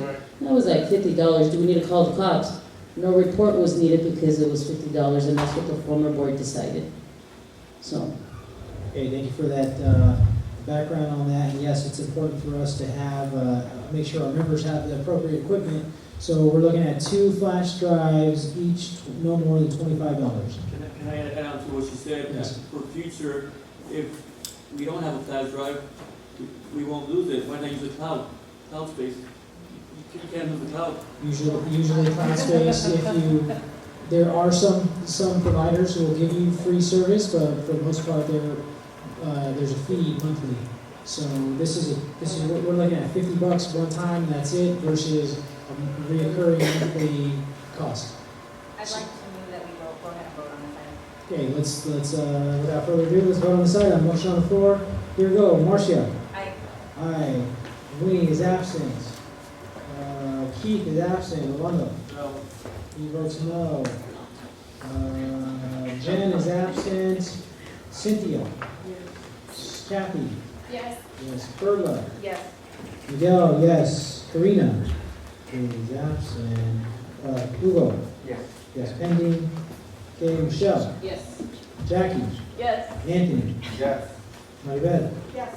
Okay, we've got 10. I think Yolanda said yes. 10 ayes, 1 no. 10 ayes, 1 no. I just said no for the hard drive. We have 2 flash drives. All right, hey, we're in business now. We're official. Okay, item 6, discussion and possible action of LA32 means of communication. So there's a lot of, LA32 has a presence in the community via our members going around talking to folks, via some of our email blasts that go out, our social media presence, right? We have accounts on various platforms, Twitter, Facebook, all these other different means of communication. But there's also some confusion, right? Because then there's some other groups that exist who claim to represent the neighborhood council, don't officially represent the neighborhood council. So this is a quick discussion item. Does anybody know who's running these accounts? Any information? Do we know? Do we know who's running the LA32 Neighborhood Council at yahoogroups.com? Anybody? Here you go, that's a copy there. And they clearly describe our mission statement and our cities. And I think the former board during Anthony's term did this. And I think Anthony's the one that does it. If I'm correct. So all we're trying to do is make sure that if there's an organization, if there is a group or a community group, a digital community group, right, going around claiming they represent the neighborhood council, we just want to make sure that it's the content that they're creating is approved by everybody here on this board. So a couple items here. LA32 Neighborhood Council at yahoo-groups.com. There's also Your Neighborhood Council at yahoo-groups.com. Your NC at yahoo-groups.com. So we're trying to figure out. Anybody know? I would like to ask, I know there was an email that, not one, a few emails that Anthony has sent, and he CCs all these groups. Maybe we can ask him, maybe he doesn't, or maybe he can help us get to them. Good evening. I can help assist with item number 6. Prior to me becoming on the board, which was back in 2009, I did become the president in 2010. I was assigned a moderator, and the person who did that to me was Tom Williams. I did not initiate this group. I did not open the group, nor do I believe, as it states in the last sentence, confirm that these entities are solely the properties of LA32NC. That's what we're talking about. Right. So much like when the internet era started, you could log in and own Dodgers.com. But it didn't matter if you were part of the Dodgers or not.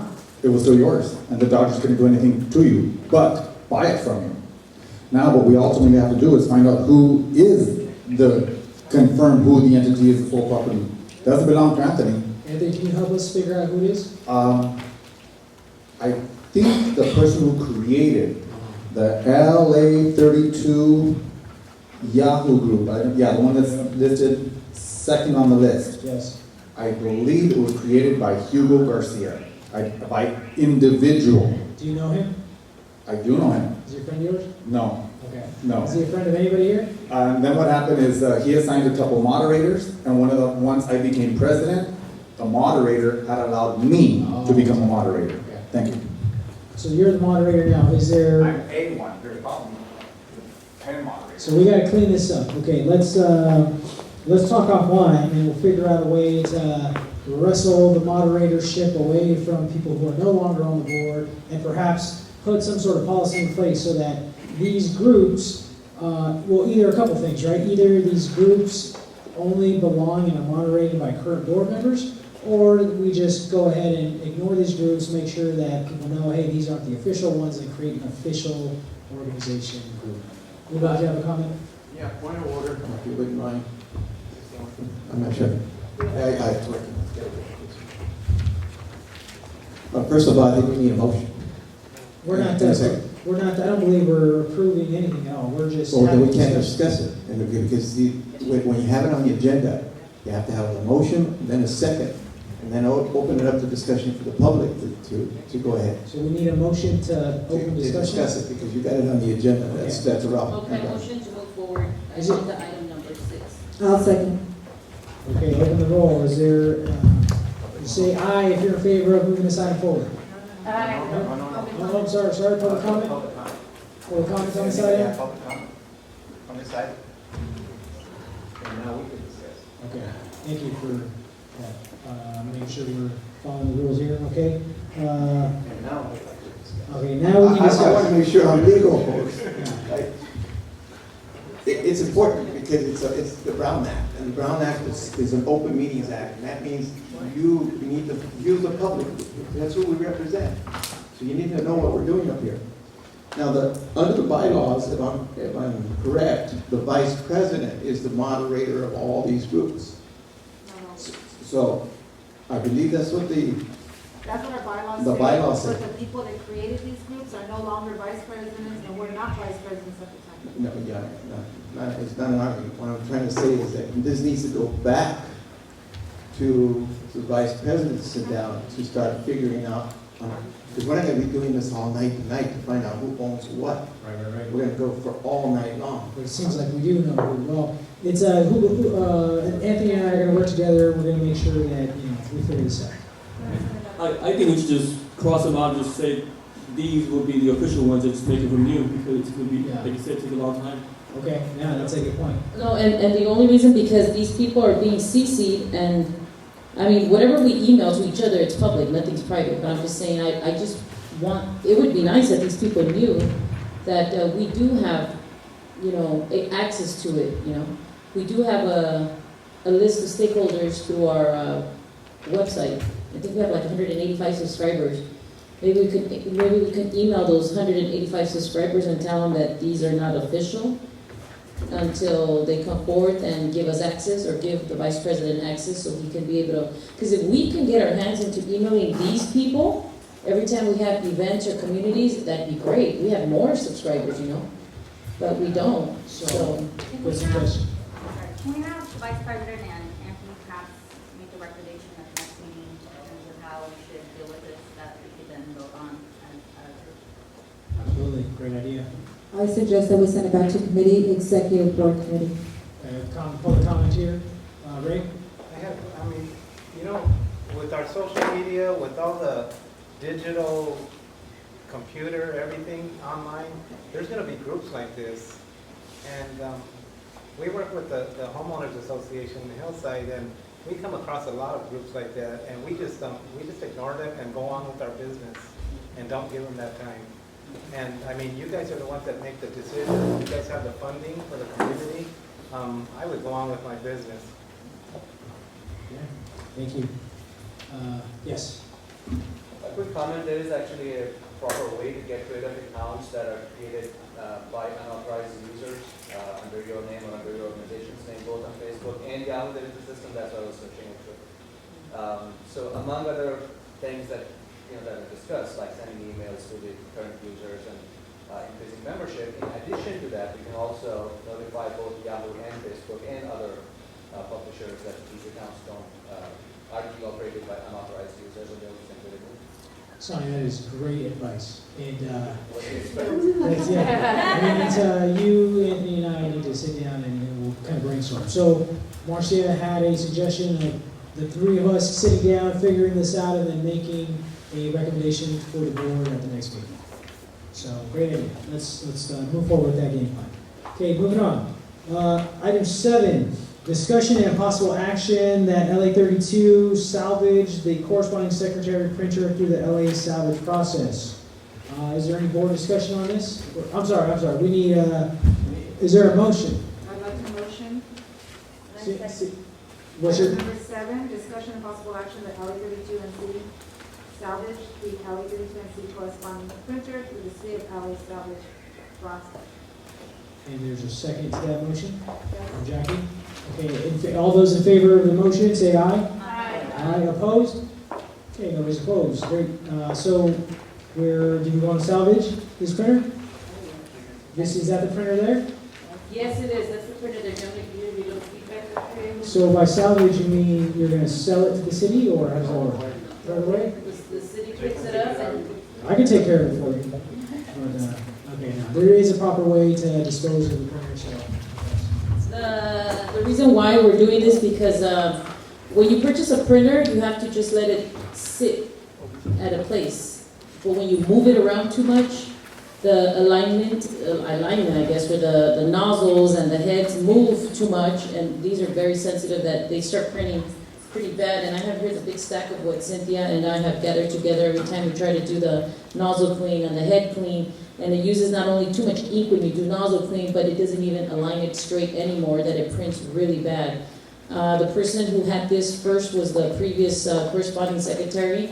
He didn't have internet, it was only in the front of his house. So he had to pick it up from the back of his house, his room, bring it to the front of that house, and then get the Wi-Fi, and then print for the agendas for us.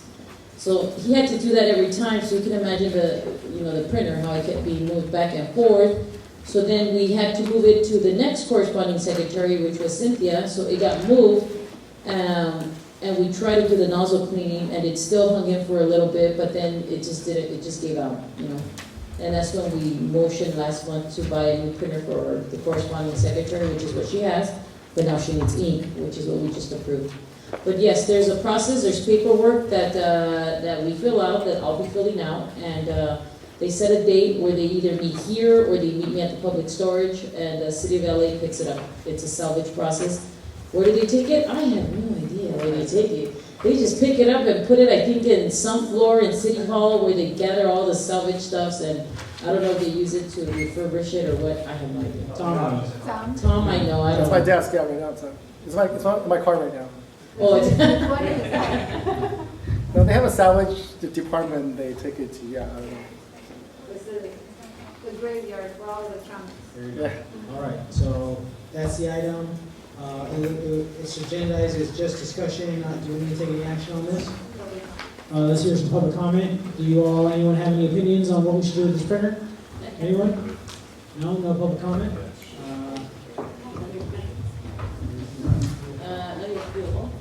We could do name or by hand. All right. It's not a. If you're interested in getting the printer, the city auctions off the stuff, so that's, and there's a lot of money to be made on those auctions, believe me. Thank you. Okay, let's open the, there's a website where all the different municipalities throughout the nation salvage and sell all their own equipment. I forget what it is, but I'll report back with that website. Okay, open the roll. Let's hear the ayes. Who's in favor of salvaging this printer? Say aye. Aye. Opposed? Okay, motion carries 11 ayes. Moving on. Item 8, discussion and possible action that LA 32 revise the checkout form for our equipment. Is there a motion? Rolando moves forward the motion to revise the checkout form. Is there a second? Seconded by Marcia. And I think everyone has a copy. Yep. Should be a copy. If not, here it is on the wall on the east side of the building.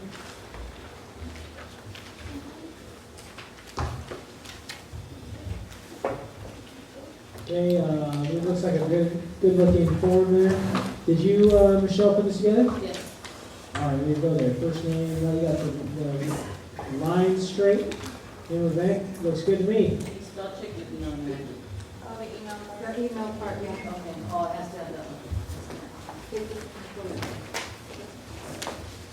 So yeah, change the email, date, initial, okay. And you see on the previous, this form didn't have, was it damaged, was it working when you checked it out from us? So it would either be me or Jen who meets you at the storage, and we look at the item. For example, if you're checking out the camcorder or the canopy, we assure that it's not broken, and you check off that it's not broken, it's in good condition, and you sign it. And when you return it, we literally open the canopy again to make sure it's in good condition. We close it and put it in the storage. And the previous form didn't have detail on that. It was just a little bit more plain. Michelle, where's the storage for our code? On Valley, behind Troy's. Okay, thank you. Alhambra, yes. No, yes, Alhambra Road. And we have some self-storage right here too. Some self-storage. All right, so to make our neighborhood council, our organization a little bit more efficient, this will help streamline some of our processes. So is there a motion to approve this checkout form?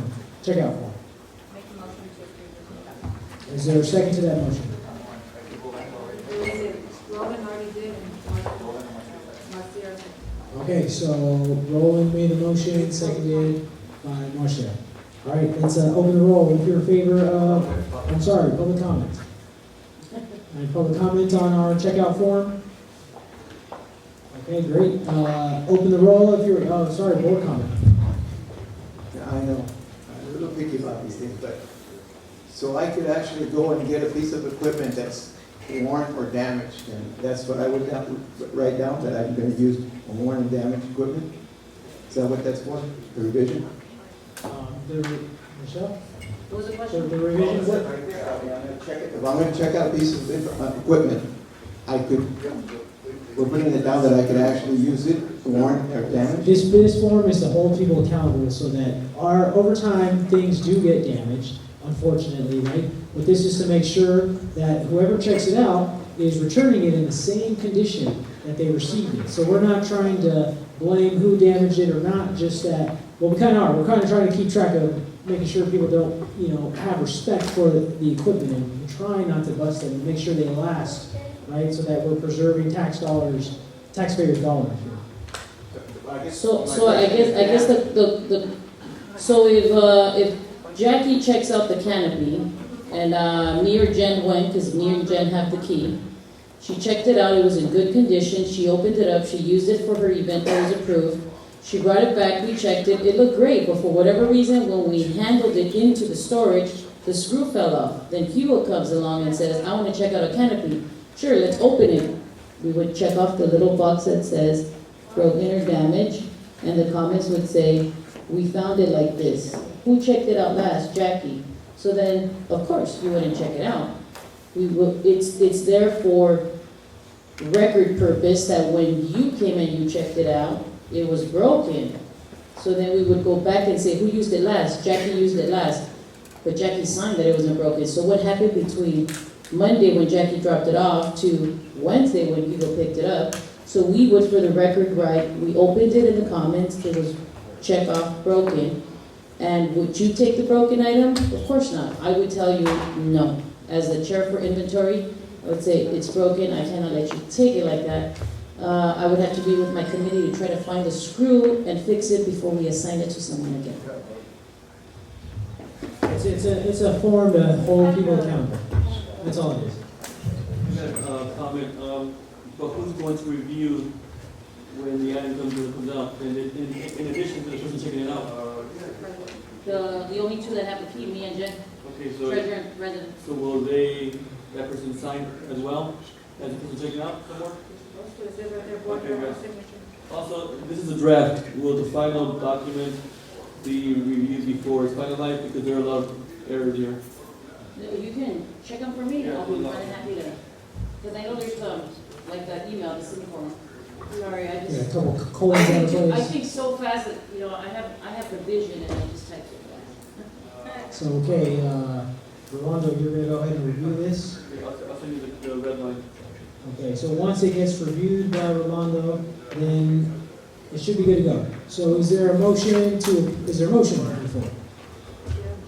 Oh, the motion already, that's right, we had the public comment. No, there was no public comment. Any public comment on this item?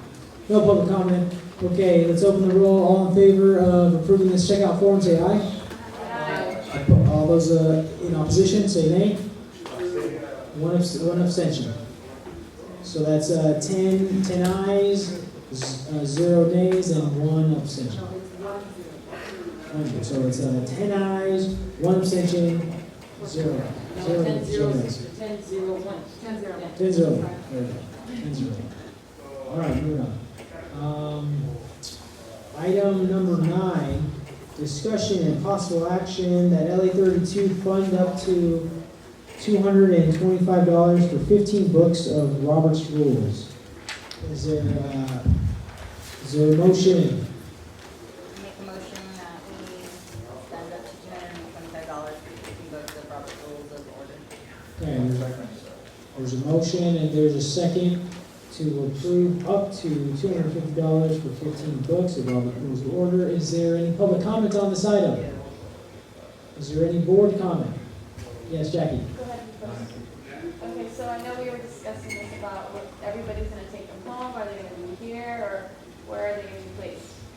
Yes, are these, I would imagine these then become property of LA 32, and then you'll have to use the new checkout There you form go. to check out these books, and then once you finish reading them, then you check them back in.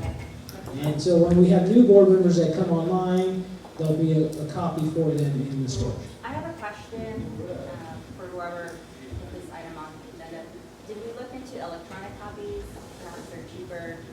I'm not sure how we would transfer them afterwards. I was just wondering if anyone knows that. People would need a Kindle or some other device to kind of read them. Hugo? Okay, the bylaws say that we have to run the meetings. The key here is you run the meetings by Robert's Rules of Order.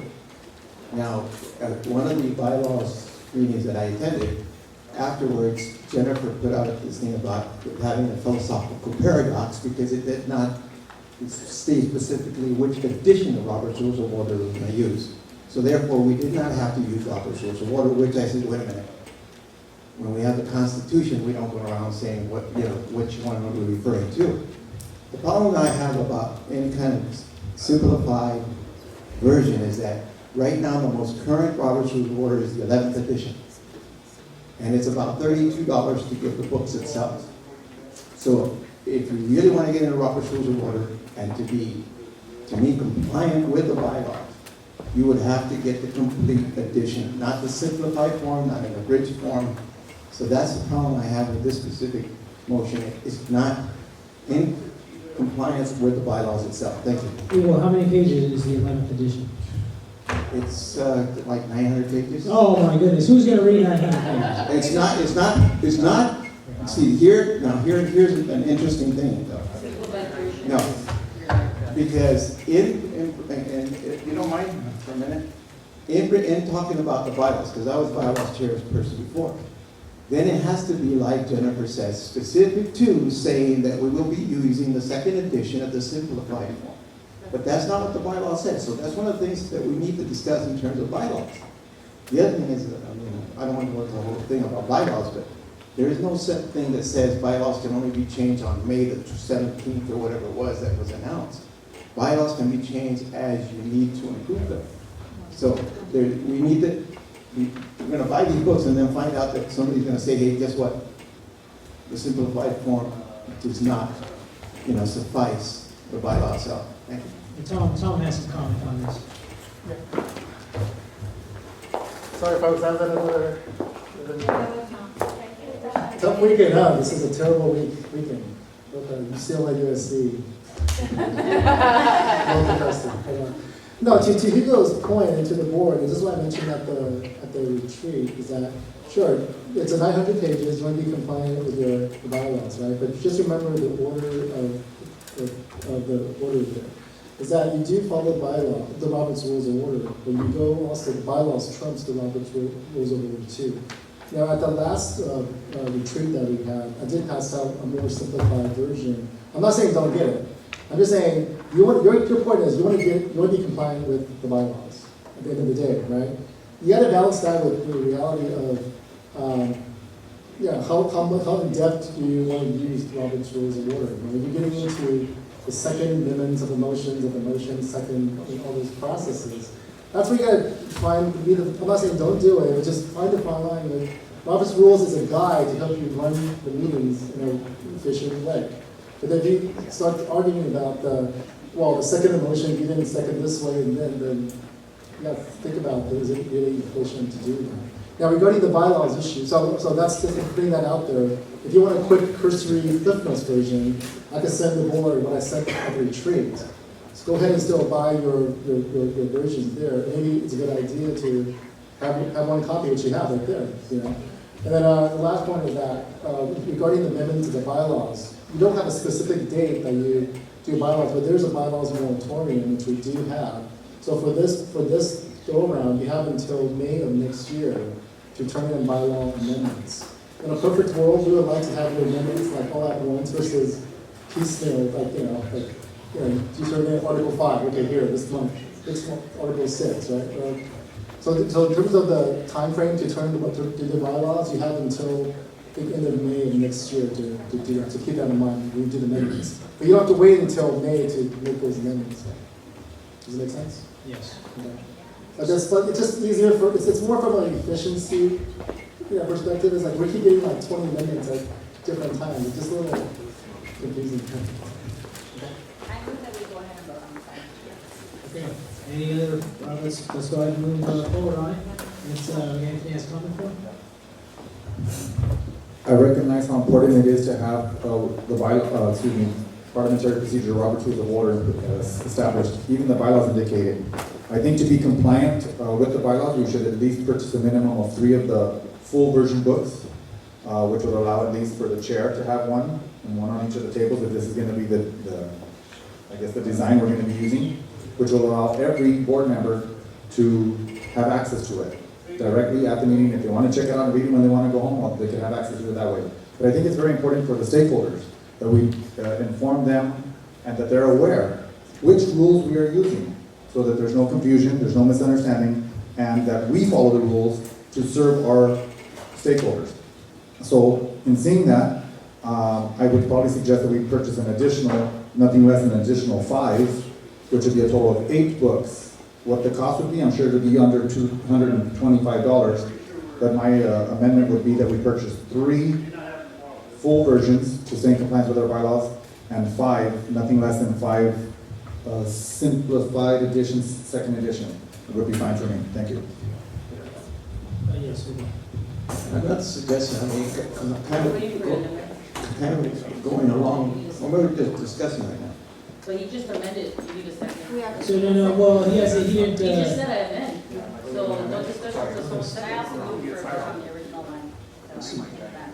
I heard you have to vote, there's a second. So hold on, folks, here we go. So we had Marcia asked to move the item forward as is. Let's go ahead and respect her motion first, knowing that Anthony would like to submit a amending motion. But let's just go ahead and open it up to Marcia. Well, actually, if he amends, someone has to second, and then we discuss his amendment. Okay, is But if there, I had moved first, No, you did his amendment. but I had moved first for it to be moved. Yeah, and he could amend your motion that you move forward. Someone has to second it, of course. alrighty, so there's a second. Does somebody want a second?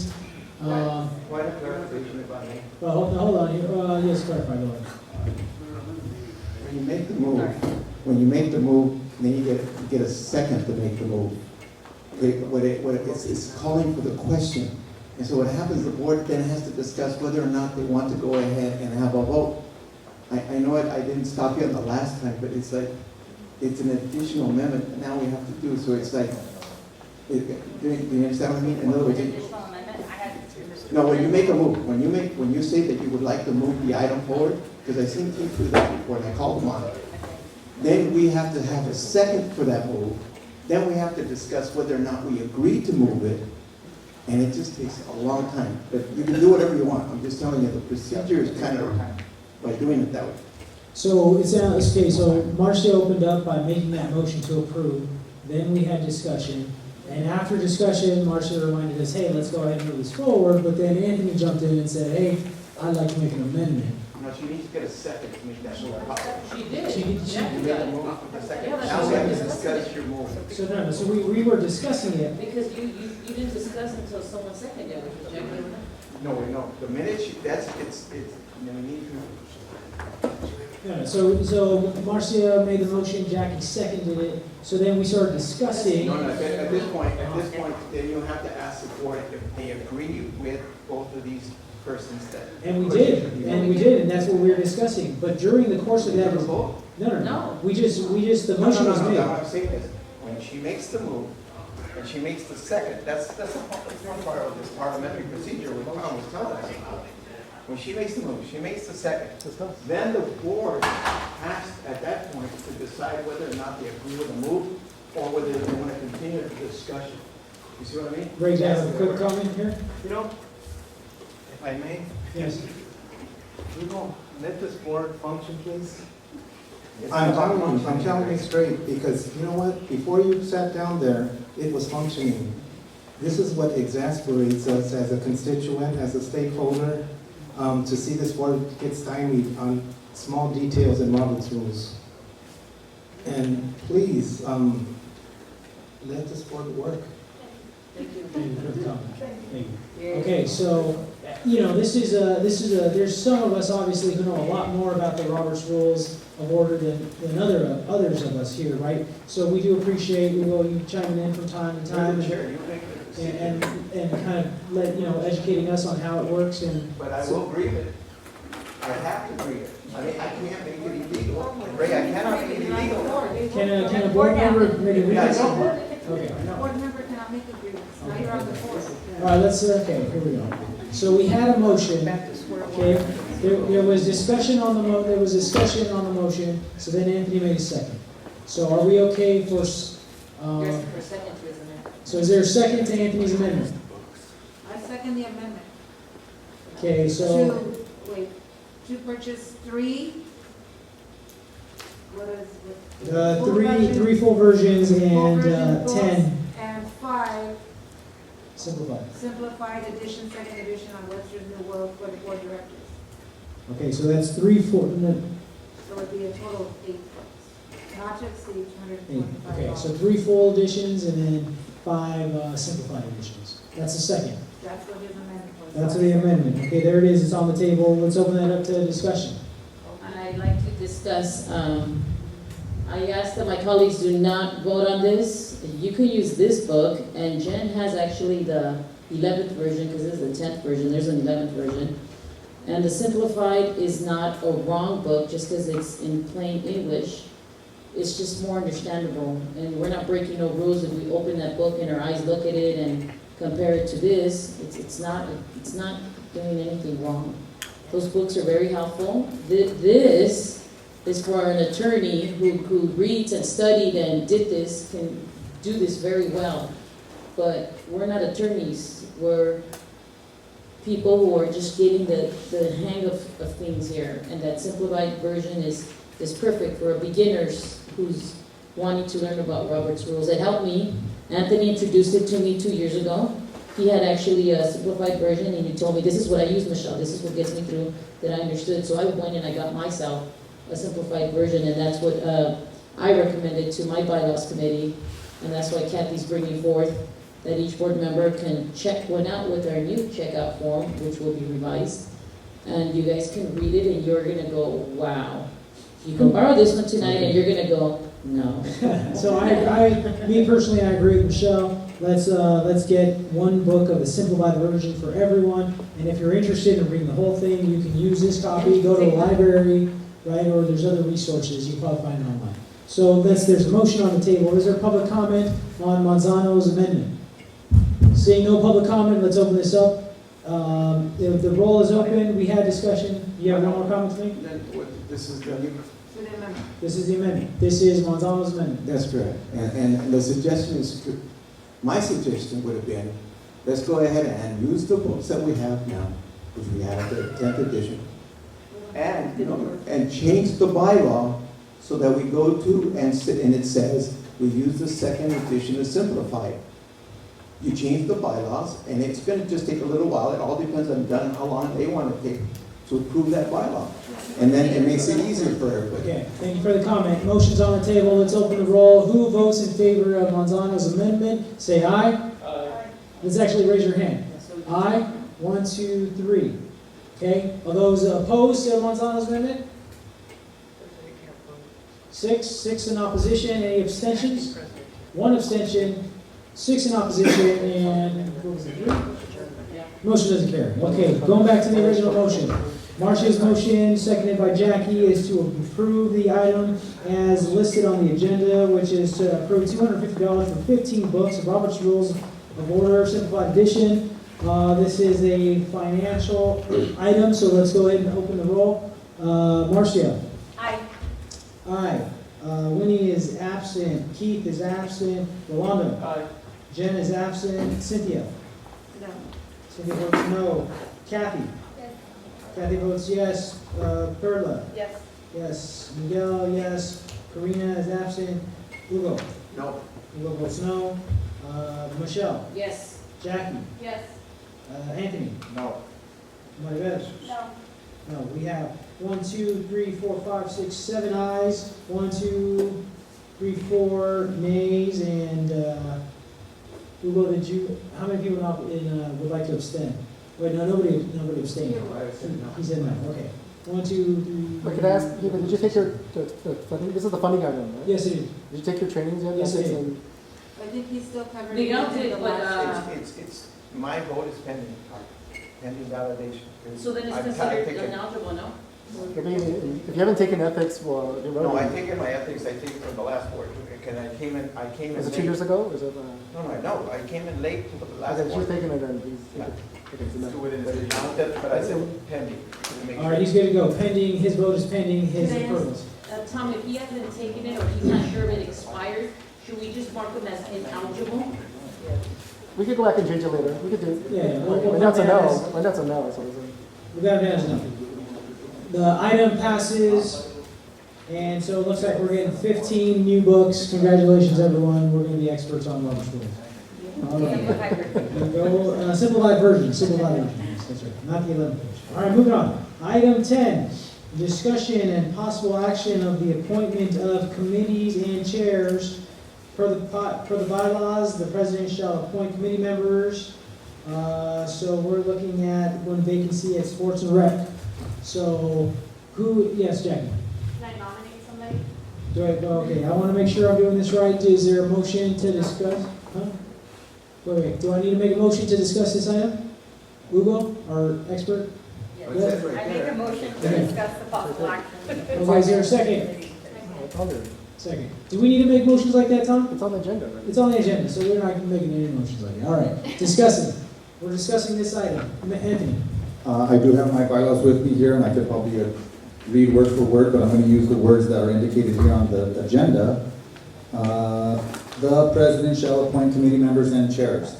At this time, Miguel Vargas is not the president. He is our acting chair. His official title is vice president. There is no ascension.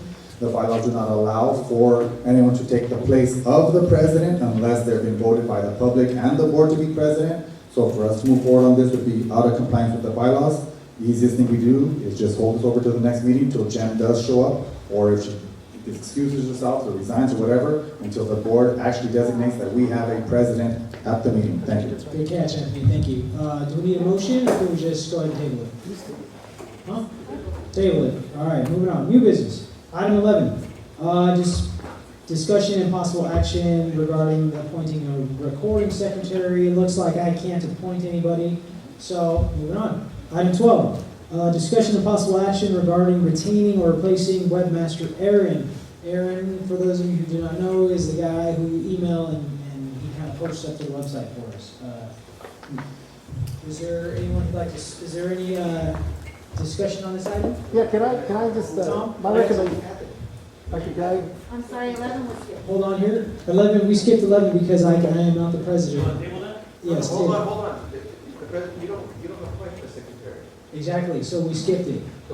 We skipped it, although I'm not appointing anybody, so we're moving to item 12. But the board votes for the secretary. The public, in this case, the public and the board decide who the recording secretary is. That's not, it's not a presidential appointment. Oh, okay.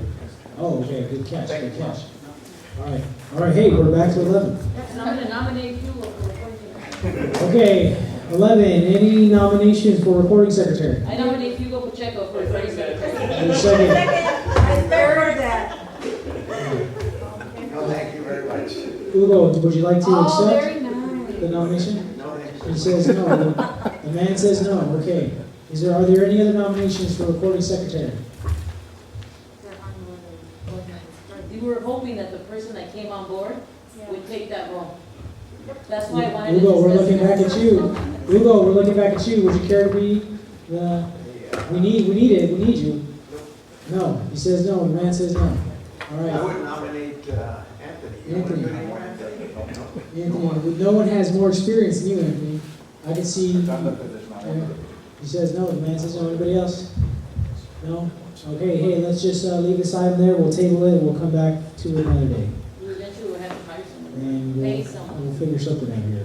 Yeah, you know, Maybe we can can get I- an intern, huh? Yeah, let me actually, a lot of, that's what a lot of neighborhood councils do for Apple One. That means even though you have the position of secretary, if you hire, from Apple One, someone to come and take the minutes for the board, that does take, but also that takes a lot of pressure off the person who did it before. So we can't really discuss it right now, but just an option for the future. That would go to the executive board? Yeah, I mean, you guys could, I could give you we have the vendors, Apple One has the vendors to. So we would discuss it in committee. The agency that has those temporary people. Okay, that's a great suggestion. We will be sure to agendize that in the next executive committee meeting. And maybe we can, could we hire someone from the local community? Yeah, let me, this is what, first question, let me answer that, but I think this one relates. So there would be an executive committee, a blank space for recording secretary. No longer exists. Oh, if we hire somebody, you're saying? Yes. No, that person, in neighborhood councils, even though they have the position of secretary, they're able to hire outside source. That's not secretary, that's like an admin support help. That's meditator. That's not the position of recording secretary. You can't have paid staff worker, that's like, the member. So whoever it is, that person, if your board decides to hire somebody, that position is still vacant until you fill that position. So what you're saying is we could hire somebody, and then the recording secretary wouldn't be responsible for taking notes. So what would the duties of the recording secretary then be? That's up to your board to, this is the challenge with a lot of councils, is that hey, we have a position of the secretary, and some councils, the secretary goes and posts the agendas. Some of them gets here's the meeting, here's what we need. It's what you define, what you. So then maybe in that case, But I don't wanna, I can't. so maybe Rolando can continue being recording secretary if there's a scenario in which he doesn't have to Yeah, so my take. recommendation is, we could look at the vendors, for you to find out how much it costs and bring it to the board for discussion, how much it would Let's, let's, But in this case, since he resigned, he would have to get voted again, right? Because he did an official resign and So we will do that right now? No. That's- Bring him back to recording secretary? Okay, now I know, for instance, that Eagle Rock had a recording secretary that took the minutes. But it became a problem because that person started to sue for harassment or whatever. I remember way back. So where does that put us in liability if we get somebody like a temporary and then if they decided they started suing? Why would you sue the council? It came out on oh gosh, it was about 6, 7 years ago. And Eagle Rock went berserk when their minute taking secretary. Yeah, I can check into that, but generally, that's been the practice with neighborhood councils to kind of alleviate, that alleviate. Other councils can, which we try to make things easier for the councils too, like there's minute takers that you can use. There's also, Michelle's fantastic at doing MERs, but for some councils who are way behind in their MERs, which are monthly expenditure reports, you can hire someone to do it for them too. We're getting ideas. all right, we're gonna send this back to the executive committee and we're gonna let them figure this out. You didn't answer my question. I'm sorry. So the question is that this kind of relates to the next issue with the website issue, right? Because the idea is, wouldn't it be great if you could get someone local here to do the work? But my understanding is that through you saw the monthly profile that was sent out, there's always a list of city vendors, and that, to answer your question, if they want to apply to get paid to do this, then they should go through the Apple One, because Apple One is a city vendor for them to get paid. Is that a requirement that we use city vendors now? Yes. And that's kind of like the challenge with so are we still on this topic? Well, was our webmaster a city vendor? Yeah. Okay, So that's- we've that's- been able to have him this entire period of time and still be compliant? Let's save that discussion for the next item. Yeah. That's the next item. So so you understand, at least for this item right now, that, They have to be an approved vendor. right, the city vendor. Every year, every fiscal year, vendors go before the city council, they apply and they become official city vendors. And that, because they're official city vendors, I think that's why they deal with your issues, which, like liability and all that fun stuff there.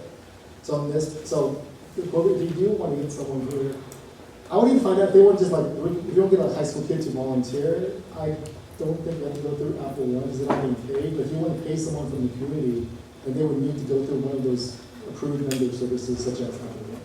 So we'll talk about that in the executive committee and even explore. Yeah, that's not maybe- really on the agenda. Yeah, And so- can you give them an honorarium then? No, you can't give gifts of, that we call the gift of public funds, which is, Hopefully no, we've heard, I think that's a great idea to have folks contributing to the ball. And what council, just one last thing on this is that if you want to get like high school kids who get, what you can do as a council, instead of giving them an honorarium, you give them some type of a letter from the neighborhood council as their credit, as a credit. Community service. Right. Exactly. So let's, we'll talk about that and explore that in all the options in the executive committee. Okay, what should we say? Actually, I just wanted to remind our board that there is a person that has not been here for a few months. I believe it's Winnie. Is that another position that we're looking to fill soon? I think she's only been absent Once. Twice. But it's not consecutive. Yes, not consecutive, so she has. Yeah, that's the one thing, okay, I can't really comment on that. It's just like, there's some neighborhood councils, they have excused absences and unexcused absences. I don't think it follows. Okay. Thank you. I'll see you up here for the Yes, next thanks, topic. for the next item. Okay, hey, moving on to the next item, item 12, possible action regarding retaining or replacing Aaron. So I don't really deal with Aaron all that much. I don't know if anybody has any more background on this item. Anybody, or actually Tom, you might. Well, we know that he was one of our vendors, and he's not a vendor anymore, right? I mean, I don't know what other scopes of things that he's doing there. And to be honest, I didn't get it. I was going to check with Jeff Brill, who's that person who does our contracts, and I didn't get a chance to have a conversation with him on this today. So, He sent an email to us oh, Jeff did? stating that we should not use him. Oh, okay, so maybe you should not use them. Can I move forward? Motion? Well, wait, the one thing that you have to make, I think, right, Yes, right? wait, there's a motion on the floor.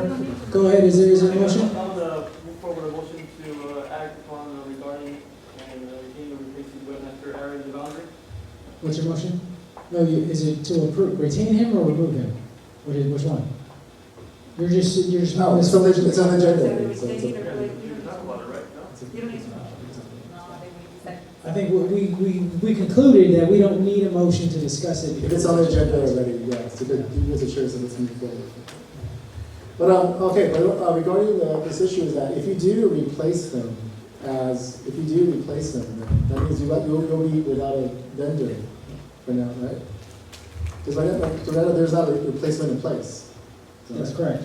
There is a list of approved vendors? There is, but you can't take action tonight because it's not on your agenda. Okay, let's table this item. And then we I will. wanted to discuss a little bit on that. Right. I know 2 years ago, he was doing a lot of the maintenance for us, but then the executive board asked for access to login, and he did give it to us, so we were able to kind of maintain our own stuff. And that was because we asked him to put an agenda for the general board, and he forgot, and we had to cancel and reschedule that general board meeting. We were here ready to go, and Parley said no. Somebody grieved that it was not on the website, and we had to redo that. We didn't even meet. So that's why we told him, give us access. He gave us access, so we started using it. He dropped the price down to $175.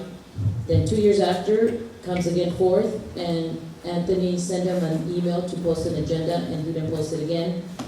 He didn't get it in time, and he posted it that evening in the night that they met. And then there was a second time with the general board meeting last month. It didn't get posted on time. There's like stamped emails back and forth that some stakeholders have. So I don't know if that's the reason why I kind of raised an eyebrow for EmpowerLay to start switching them out. I did email to him, and he did email me a link that 2 years ago he met with EmpowerLay, and Jeff was giving this presentation.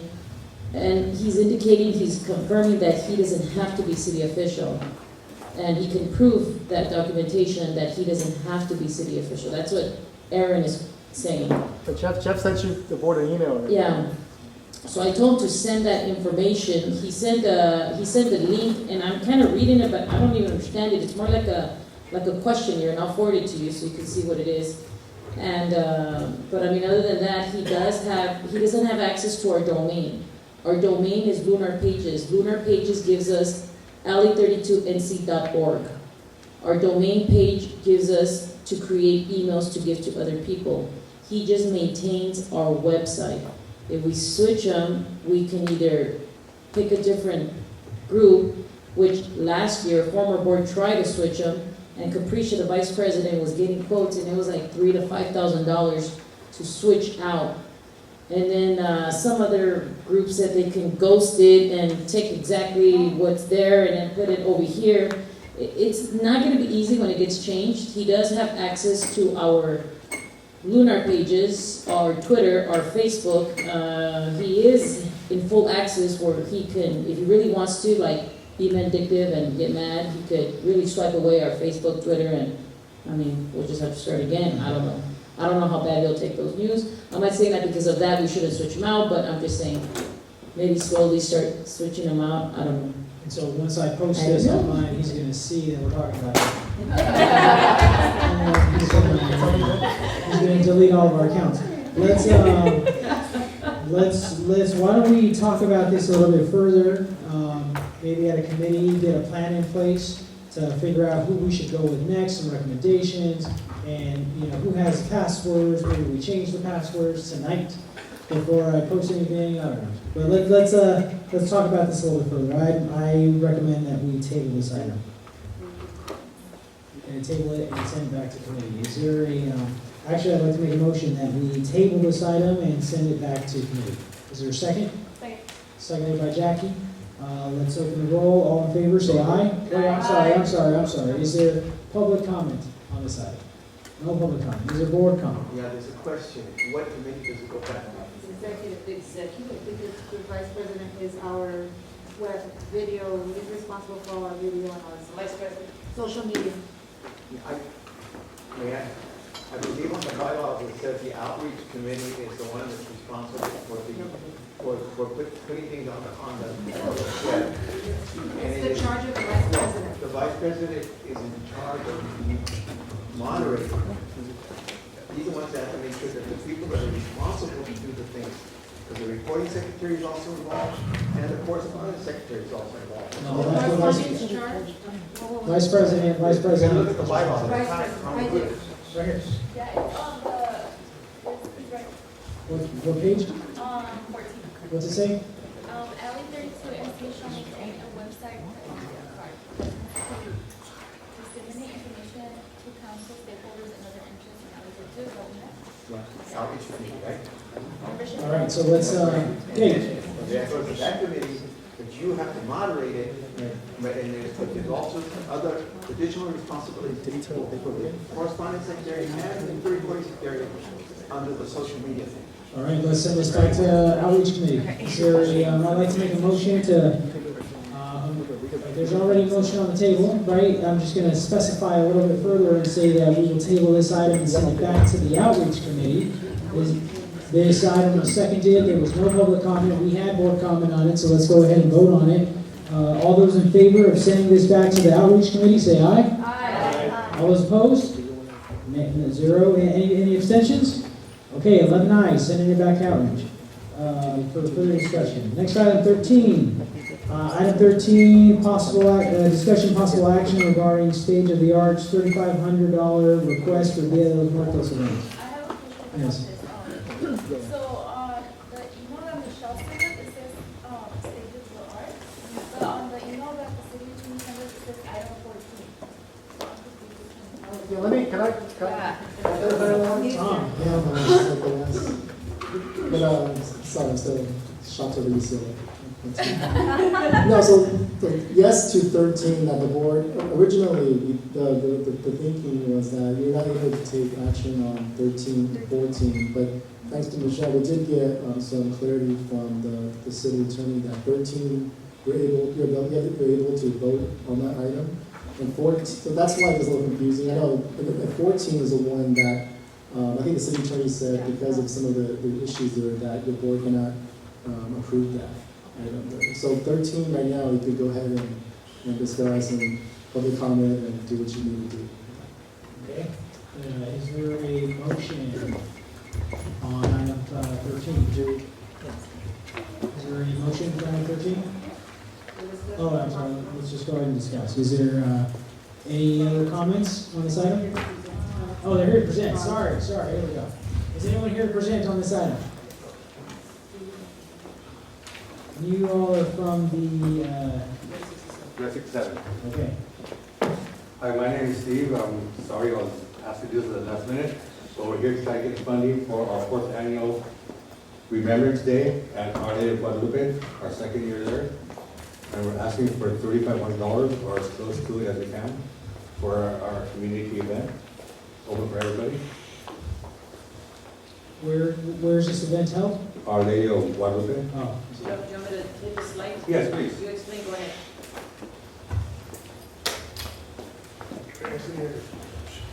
Well, this is part of us setting up and part of our organization. I'm not sure what year that was, but Last year. Last year. Yeah, we did the co-sponsor last year. Okay, last year at Our Lady of Guadalupe. Yeah, we co-sponsored last year. Thank you. Yes, it was a success. I hope you guys all showed up. We had our face painting, and then we had some medias doing our dancing for us again, and we're hoping to get them again this year. That's our DJ, looks like. Our DJ, Freddie Music.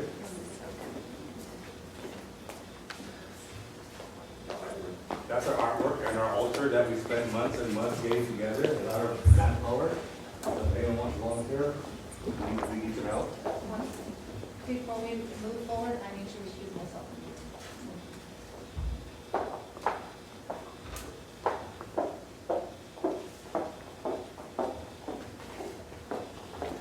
Oh, those are the altars we have done. And we invite the community to bring pictures of their important loved ones as a way to remember them. And we even allowed some community members to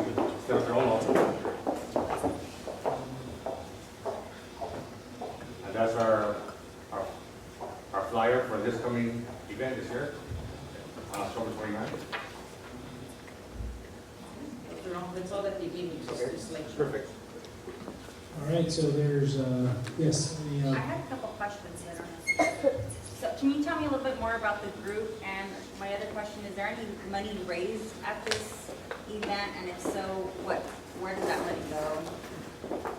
The money we raise goes to the cost of putting on the event. That's it. So would we be reimbursed for any of the amounts that we provide to you from? No, because there would be no way to be reimbursed. It's going to cover the basic cost, and our president actually puts on a lot of her own pocket money. Okay, and can you tell me a little bit more about the group itself? And how much did we provide last year? 1,900. It was for the stage, was it the stage amp and banners? That's what we're asking for again this year. The group is just community volunteers, like myself. We got together 4 years ago, last minute thing, to just put on an event to get the community together. And we've been doing it for the past 4 years, and every year it grows. Do you only do this event? Is that what the main focus of this group is, or is there a broader mission? That's the main focus of the group so far, is this for this community event. Yes. You're asking for the same amount as last year? We're asking for 3,500 or as close to it. Is there any particular person who is in charge of the money fundings and getting receipts or getting reimbursed, or is just the whole community or the whole group is in? Excuse me? Any particular person in your group that is financially responsible for getting the money, or getting all the supplies and proof receipts that that money was spent? Yes, that would be Liz Gonzalez. Okay. Okay, so we got a community event here. What's your annual budget for your organization? Our annual budget? Correct. We're looking at this, that I wouldn't know, but the project, or this event's gonna be, is guesstimated at $15,745.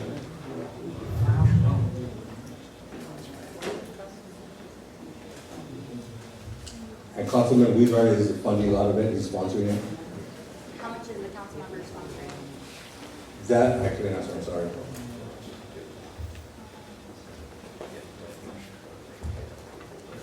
Is there a deadline for this funding, that you need the funding by?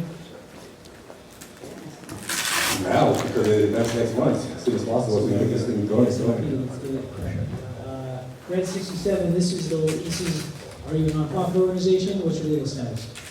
We're not a nonprofit organization, we're just a community group. We're actually Red 67 Entertainers.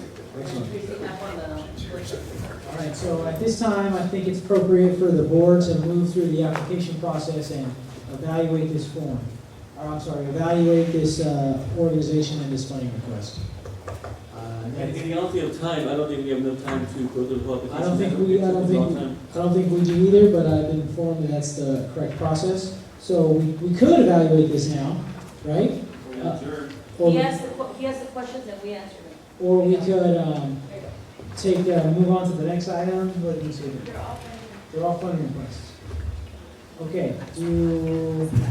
We have 5 minutes before it's time. What's that? And the Derby dolls are still here also, and so are Northeast trees. So we have, let's see here. I'd like to move forward a motion to extend the meeting another additional 10 minutes. Second. No, 30 minutes. It's not gonna happen in 10. Well, let's all think. Let's think about this critically for a quick minute. We've got 1, 2, 3. $30 is just VRD and tell us what this is. And it's the last one. 3 evaluations. We 2 have evaluations, not dirty dolls. 2 dolls are co-sponsored. Oh, we're having a dirty dolls. 2 evaluations and first one. Can you respond to this as suggested tool? This is what the part that wants us to use when If it's just as suggested, then just to kind of get info from him. See, this is And Okay, it helps us like rate them if they are for the community, but you're doing good asking all the questions. so this is just like Marcia pointed out, a suggested form, right? We kind of filled this out before, so we're somewhat familiar with it. We've been asking a lot of the right questions, right? Yeah, we have. Anthony, do you have a comment? Yes, thank you. With the consideration of time and understanding what the gentleman mentioned, that the Red 67 Group as an entity is not a 501c3, is it possible that we can co-sponsor this event with them, therefore eliminate the evaluation process because it will not be an MPG? It could save us probably 10 minutes. At the same time, we could co-sponsor with the group, participate in the event. They get to have their event at Our Lady of Guadalupe, and the neighborhood council also gets recognition. Was this tape, was this, No, we're debating whether to do the evaluation for the MPG, the evaluation, proposal evaluation form from Empower Lake. The board doesn't feel they need to do the It was evaluation. pointed out, that's just a suggested tool. So, Well, and I think Anthony just pointed out that they're not a nonprofit, so. if they're not a nonprofit, you can't go through. To provide them, like, Well, let me clarify, the city attorney informed us that we could hear this one, but not the next one. This one we could hear because they reviewed it. It is a fiscal agent, Stage of the Arts is their fiscal agent, but their event is going to occur, and it's not like they're selling or doing profit from their event, they're giving free stuff. So that's why city attorney said this one you can vote on, but the other one didn't get voted on. they said So- earlier they were gonna be So- selling and raising money. Okay, so to answer Anthony's question, do they want to do co-sponsor, then they'd have to go to the committee and do co-sponsor like we did last year. But then that's, that's up to the board. Right now, we have a motion on the table to go forth or not with it. wait, I'm sorry, we're running out of time here. Is there a motion to extend the meeting? Nice Is to it? 10 minutes. Long, 10 minutes? Okay. Second, all right, the motion on the table, extend the meeting by 10 minutes. All in favor, say aye. Aye. Opposed? Nay. I mean, no one saying nay, so, okay. I great. said no. Oh, one nay. And over there too. 3 nays. I say let's end it down too, but the yeas have it, so we're moving on for another 10 minutes. No, I say extend it longer, 30 minutes. Okay, so we're moving on for 10 minutes. We got 10 minutes at 9:10, we'll revisit this. Okay, going back. Okay, so I believe the treasurer answered my question. When we follow this application process and we make the payment, it's not going to Red 67. It appears that it's going to, what is the Correct, stage stage of the of arts? Okay, got it. So That's it where go- the payment's gonna go to. So it's not going to them, it's going to the fiscal agent. And city attorney said it's okay. I mean, I honestly think that that's excessive, the $3,500. Is there a representative from State of the Arts here? If- No, Okay. unfortunately, So, I mean, I personally, not that I don't love your event, and I heard great things about it, and I love the other markets, I have my own law firm. That being said, I don't feel like it would be financially prudent to provide this money when the actual representatives of the nonprofit are not here. I don't know how we could deal with this issue, if there's perhaps a special meeting or not.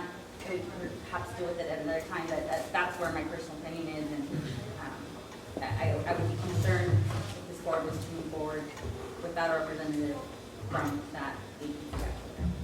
Yeah, my personal feelings on it is that it is quite a bit of money. Hugo? I got two questions. Number one, that was a little asterisk about how much money we actually have in that category. I believe we said 4,000 minus 1,000 that is pending, so it's 3, and we're asking for 3,950, right? 3,500 bucks. So it's a little over what we have. No, we have another MPG coming in on number 16. And then the other problem is when you got a fiscal agent, because I had a nonprofit, the fiscal agent charges a certain percentage. What is that percentage? And usually it's when you have a fiscal agent like that is when you have a nonprofit that's going through the process of becoming a nonprofit. So I don't believe Red 67 has ever been is going through a process of becoming a nonprofit that I know of. Is that correct? that is, we are working towards that end, becoming a nonprofit. Okay, so we have different kind of proposals and different concerns. Some people are saying that it's a little too much money. Other people are saying, well, it's not really a good idea to give money to a nonprofit whose representative is not here. Which is a third party, and then Ugo is saying, you know, there is bringing into consideration that there's a fee related to that. Anthony has said maybe we should partner and make this our event, you know, but if you look at the item underneath it, it looks like there's another funding request for a similar event, right? So I think my suggestion to the board is that maybe somebody wants to submit an amending motion for a lesser amount, and then we can just call it a day. Is there any comment toward that end? I'd like to submit a motion to actually do $500 if we're gonna go that route, with the consideration that we are considered co-sponsors of the event. Okay, there's a motion seconded by Ugo. Is there public comment on this What item? was the amendment, sorry? 500, the amending motion is to approve $500 toward the Stage of the Arts, but with the condition that LA 32 be a co-sponsor. See, and that'll be a separate thing, because this is an MPG, right? Yes. So it'll be an MPG, it won't be a, co-sponsorship is a whole separate issue, you have to do, you know, different. Sponsor, we pay for it. MPG, we give them the check. and Right, they but provide but whatever. on the agenda right now, it's listed as MPG. MPG. It's not co-sponsor. So is there a way to deal with that? You would have to do it at a separate meeting for co-sponsorship. Yeah, we talked to the city attorney about it. The gentleman here told us that he's running out of time, they need the money by next month. We could have a special meeting, but there's also talk about just giving an amending, the motion on the floor is for a lesser amount, but it looks like we cannot co-sponsor. So the wording that she said is co-sponsor, so then I'd like to amend. Or Well, you're I'll gonna take amend back my the motion amendment? to just be to provide $500 for this event, with the stipulation that they provide some sort of accounting records to us afterwards, regarding this event, maybe come back and provide an update at the next meeting. Okay, is there a second? I'll second. Okay, seconded by Rolando. This is a fiscal matter, so it's Board discussion? oh, I'm sorry, is there a board discussion on this? No, first, public. Public, any public discussion on $500 toward this event? Anybody? No public comment, okay? I think 1,000 is good. Because we did 1,900 and we have pending 3,000 left. I think 1,000 is good because we gave the last nonprofit 1,000, or we're waiting to give them 1,000 because Parley has to approve that. But I think 1,000 would be good, you know. And that still puts us on the flyer and all of their media stuff, like they will eventually, and all the banners and all the flyers and everything. I don't know, that's just my suggestion. Yeah. Thank you for the comment. There still is another comment here? Yeah, this is more for Tom, if you wouldn't mind, Chair. And that is, this would not be, is this going to be the grant, or is this going to be? MPG, the grant, so there'll be, Because an MPG then, for $500, that's what we're talking about. right, with the I think she says, with the stipulation that there's an after-action report, that's what I heard. That they have to report back with an account. Report, right, accounting report, right. I just want to make sure. Okay, so we had a comment from Michelle that it should be 1,000. There is a motion on the table. Any other discussion? Beth? No, I just wanted to clarify that Michelle's, I think it will be better to give 1,000. Oh, so you're also in favor of giving 1,000? Seems like Kathy wants to give 1,000. Okay, so there. There's a current motion. Some people feel there's an amendment to give. No, there was a motion, I'm sorry. There's a motion on the table to grant $500. Some of you don't. Your comments have been that you don't agree. Let's just vote on it. And I if have it- a question then at this point. So our entire budget left is $3,000 for MPGs, correct? We already have another Day of the Dead event coming up, which we'll have to, or we will not be able to share that one, okay. So, but we'll have other funding requests coming up. When will this 3,000 expire? June next year, yeah, that's a long time. That's my only concern. I feel like we want to support as many groups as possible. We've already heard that they're going to be raising some money. Perhaps we can volunteer and do other things to help assist them. Maybe we can help write letters of support, etc. My only concern is I don't want to dwindle that entire account up front so quickly, and that's why I stand by the 500. Not that I don't support the event again, I just don't feel like we have a huge budget to do that, and I would like to have us support more and encourage other nonprofits to come to us for other events. So then that's a motion that's on the table, right? We're on the motion. So I'd like to amend that we fund 1,000 instead of 500. Okay, I so, second the motion. seconded by Kathy. So there's an amending motion on the table to fund Stage of the Arts, $1,000. Okay, so let's open this up and vote on it. Oh, it says discuss it. Is there a public comment on this discussion? To amend 1,000, okay, is there board discussion on this? I agree with Marcia. It's a lot of money. We don't have a lot of money left for the whole year, and it's only fair that we give it to others that come in the future. We can't just go to our fund. I also agree. I think that, we don't have deep pockets here at LA 32. We should be kind of a little more prudent. We want to spread as much money as we can to a lot of different organizations, right? That's my feeling on it. Google, you have a comment? You had a comment? Yeah. Okay, I did. And that is, number one, this happened last year, so the organization knew that they had to come kind of early. They're coming kind of late. The pressure is on us to try, we look like the bad guys because we don't give them enough money. But we have to be prudent, folks, $3,000. And that's what's left. We have to be very careful. It's not that we don't like the organization or what they're doing.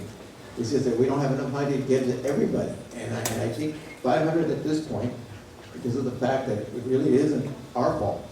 We're not the ones trying to come lately.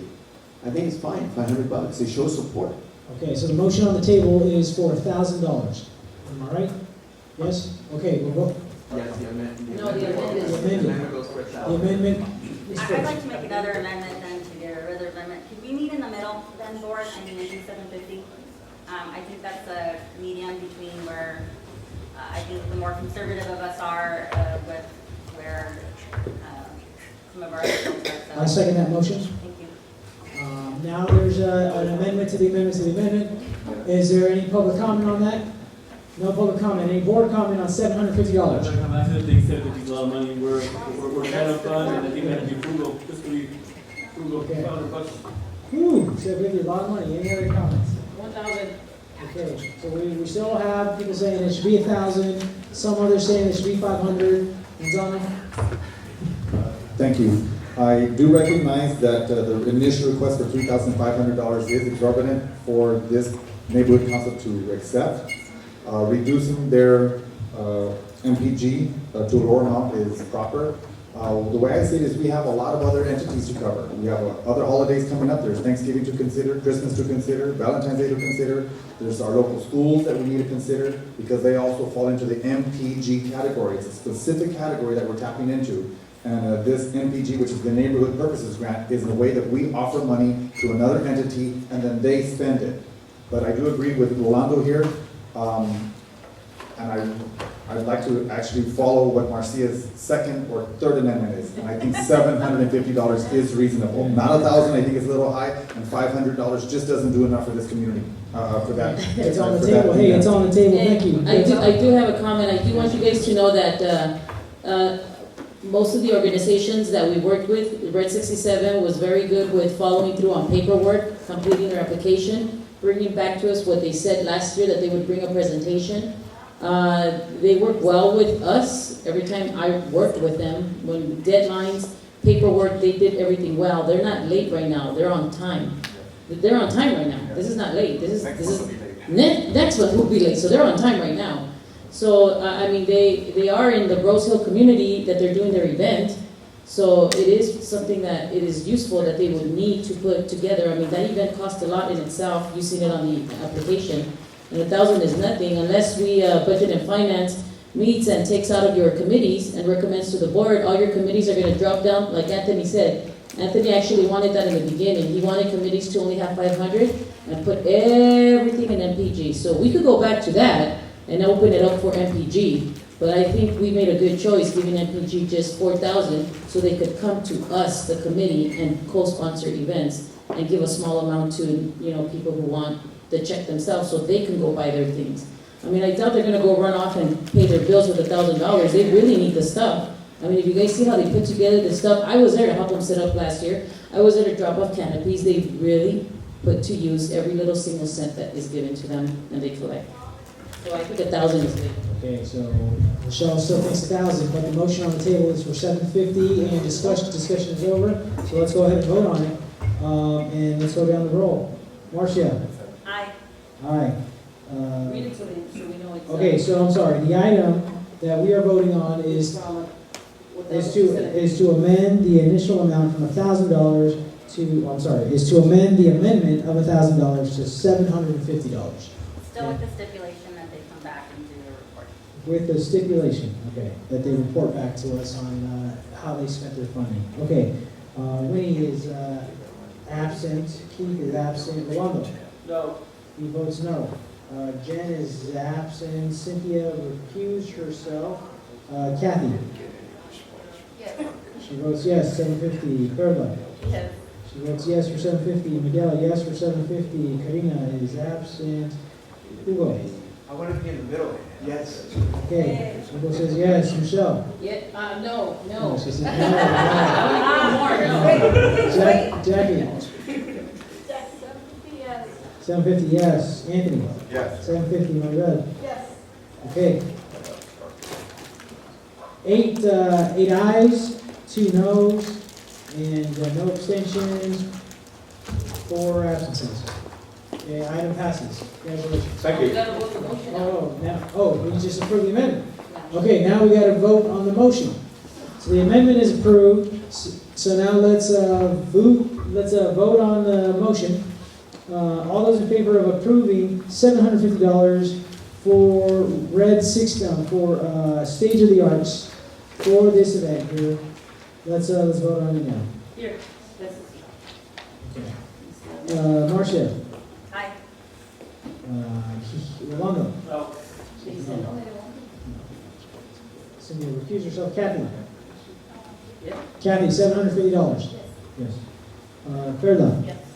750 yes. Miguel, yes. Carolina is not here. Hugo?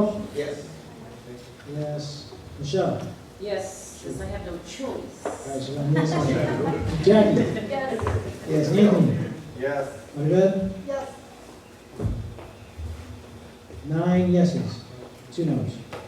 I'm sorry. No. I hope they don't take too much of the percent, this way.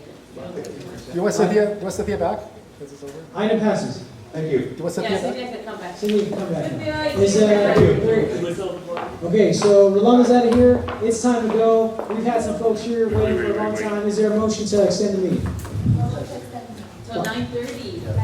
Motion to extend the meeting till Second. 9:30, second by Manzano. All in favor, say aye. Aye. Aye. Opposed? Opposed because I have to leave, but I just wanted to tell you, you've done a great job chairing this.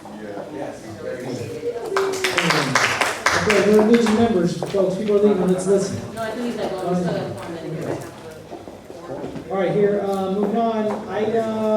We're not discussing 14, so item 15, discussion and possible action that LA 32 co-sponsor the LA Derby Dolls Health Fair on October 15th at the Dolzium? Yes, Coliseum, by volunteering and providing funds, and here we have the representative. Let's hear it. Hello, LA 32. Thank you for having us and hosting this this item right now. And so I'm from the Community Services Committee of the Los Angeles Derby Dolls. My name is Teresa. We've been working hard as a committee to provide a health fair that's completely about giving back to the community that we stayed in. We are athletes and we want to promote good health in the community, so we have been organizing to reach out to different health providers. And right now we have about 20 providers who are willing to give services to the community.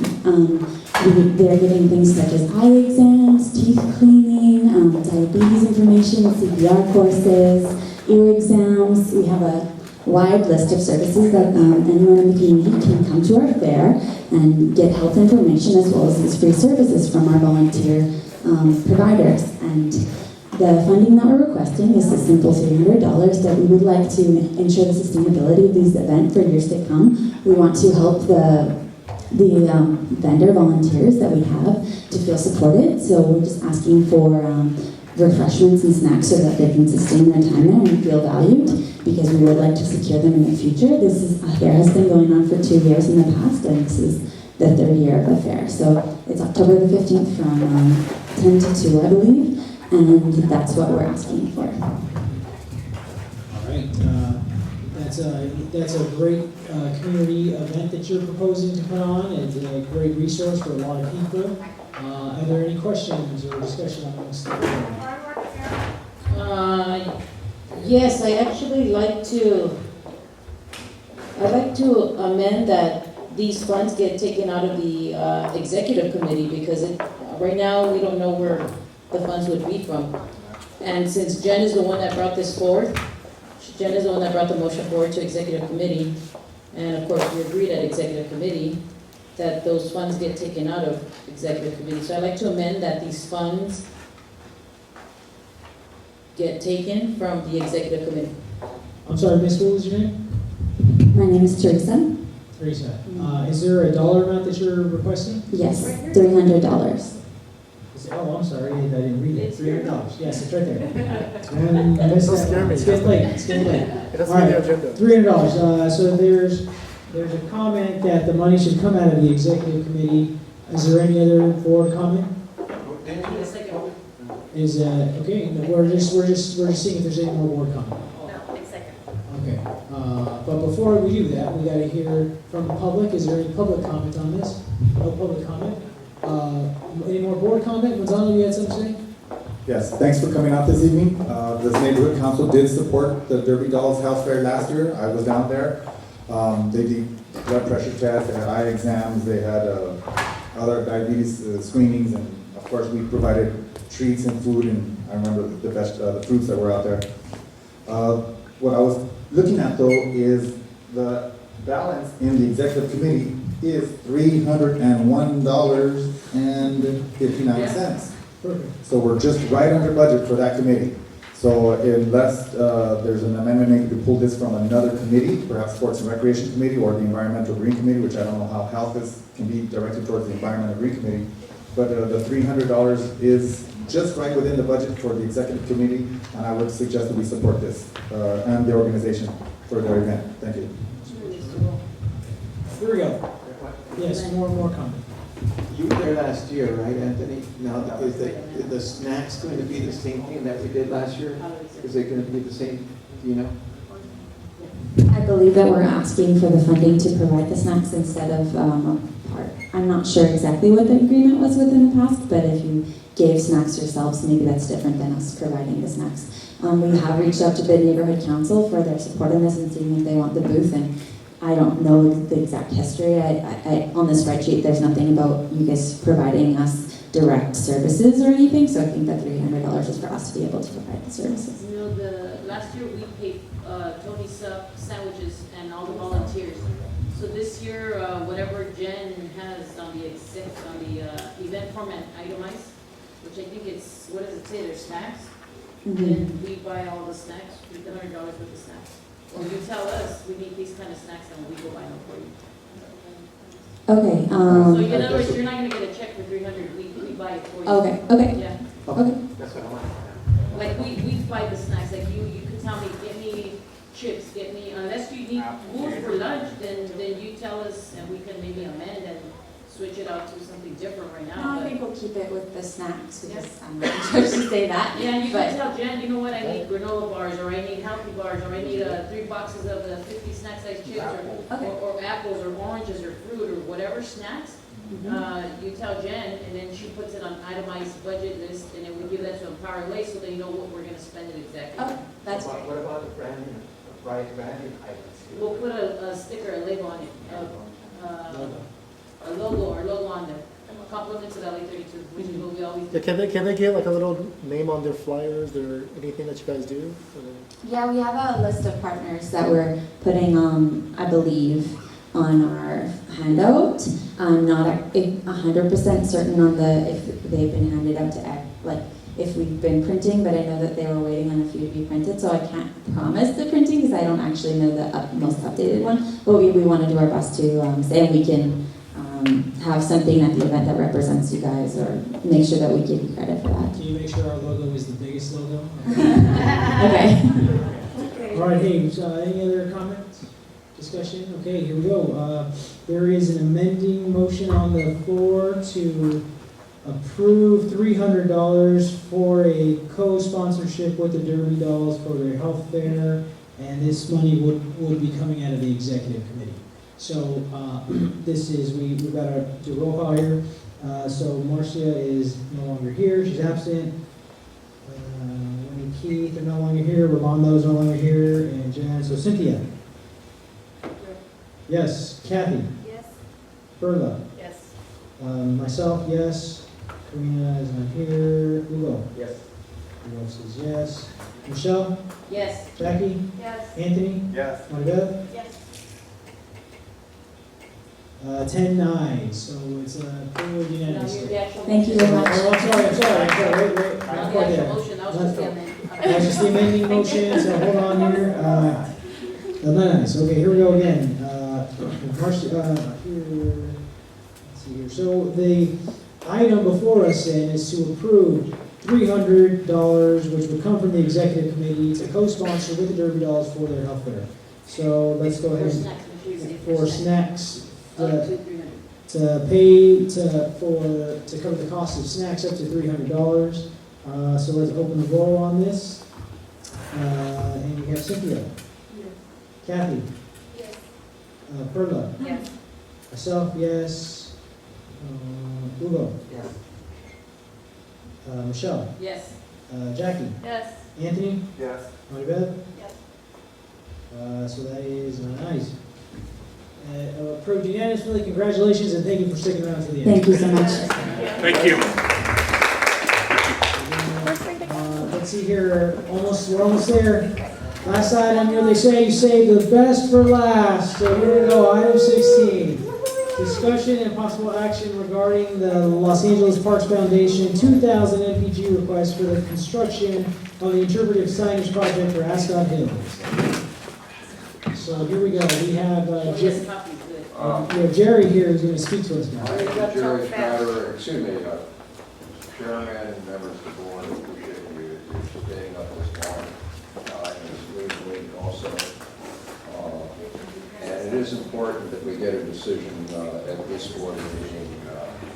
I'm now having contributed basically a bulleted outline briefing points that basically follow the application for that grant, and I'll go through them as quickly as possible. Oh, excuse me, can you hear me? Do I need to repeat that? No. Okay. Okay, starting with section 1, information about the applicant. First of all, I'm on the Ascot Hills Park Advisory Board. Just like you, I am a volunteer. The neighborhood, the Park Advisory Board, just as you, the neighborhood council, we are not qualified as 501c3s. So we basically have an agreement with the Los Angeles Parks Foundation, which is a 501c3 nonprofit. They have a good track record and history of channeling funds from outside donors to the Department of Recreation and Parks for park improvements. And they have agreed to act as a fiscal agent or manager for the project. All funds received will be held in a restricted account to be used only for this project. Moving on to section 2, the project description. We're looking to construct interpretive facilities at Ascot Hills Park. We've been working on this. The Park Advisory Board has been working on this for several years. I'm sorry, Jerry, to interrupt you here, but it's 9:25, we cut our meeting off. Okay, you want to move on fast? Maybe I'll just give us a quick summary is, you get to the second side, the budget is that we have $75,000 for the project from pledge from Council Member Wizar's discretionary Quimby funds. We have been working with the Recreation Park staff, and we have asked that they go for a state habitat conservation fund. There's a trails category, which just would be appropriate for, and that is a matching fund grant, so that would double that 75,000 and get us to 150,000. Our problem is that the Habitat Conservation Fund grant rules restrict the percentage of money that can be spent on what is either upfront or pre-construction cost. And with an interpretive display project, our problem is that a good proportion, more than the percentage allowed, is for the design of the graphics. And so basically we're looking to, the Park Advisory Board is going out to outside donors. And we're basically giving you, the neighborhood council, a chance to be one of the outside donors to help us make up that shortfall. Just to give you an idea, we're looking at our budget, we're looking to raise anywhere from $25,000 to maybe $40,000, $50,000 for the graphic design. Part of that may be included in the Habitat Conservation Grant.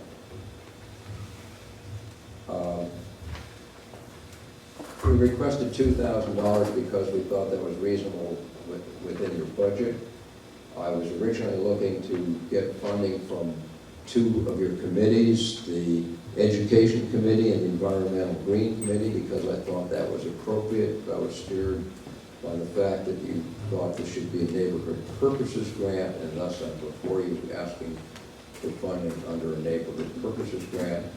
If you have other budget categories, I know you're listening to you and seeing that you've got a limited budget in that category.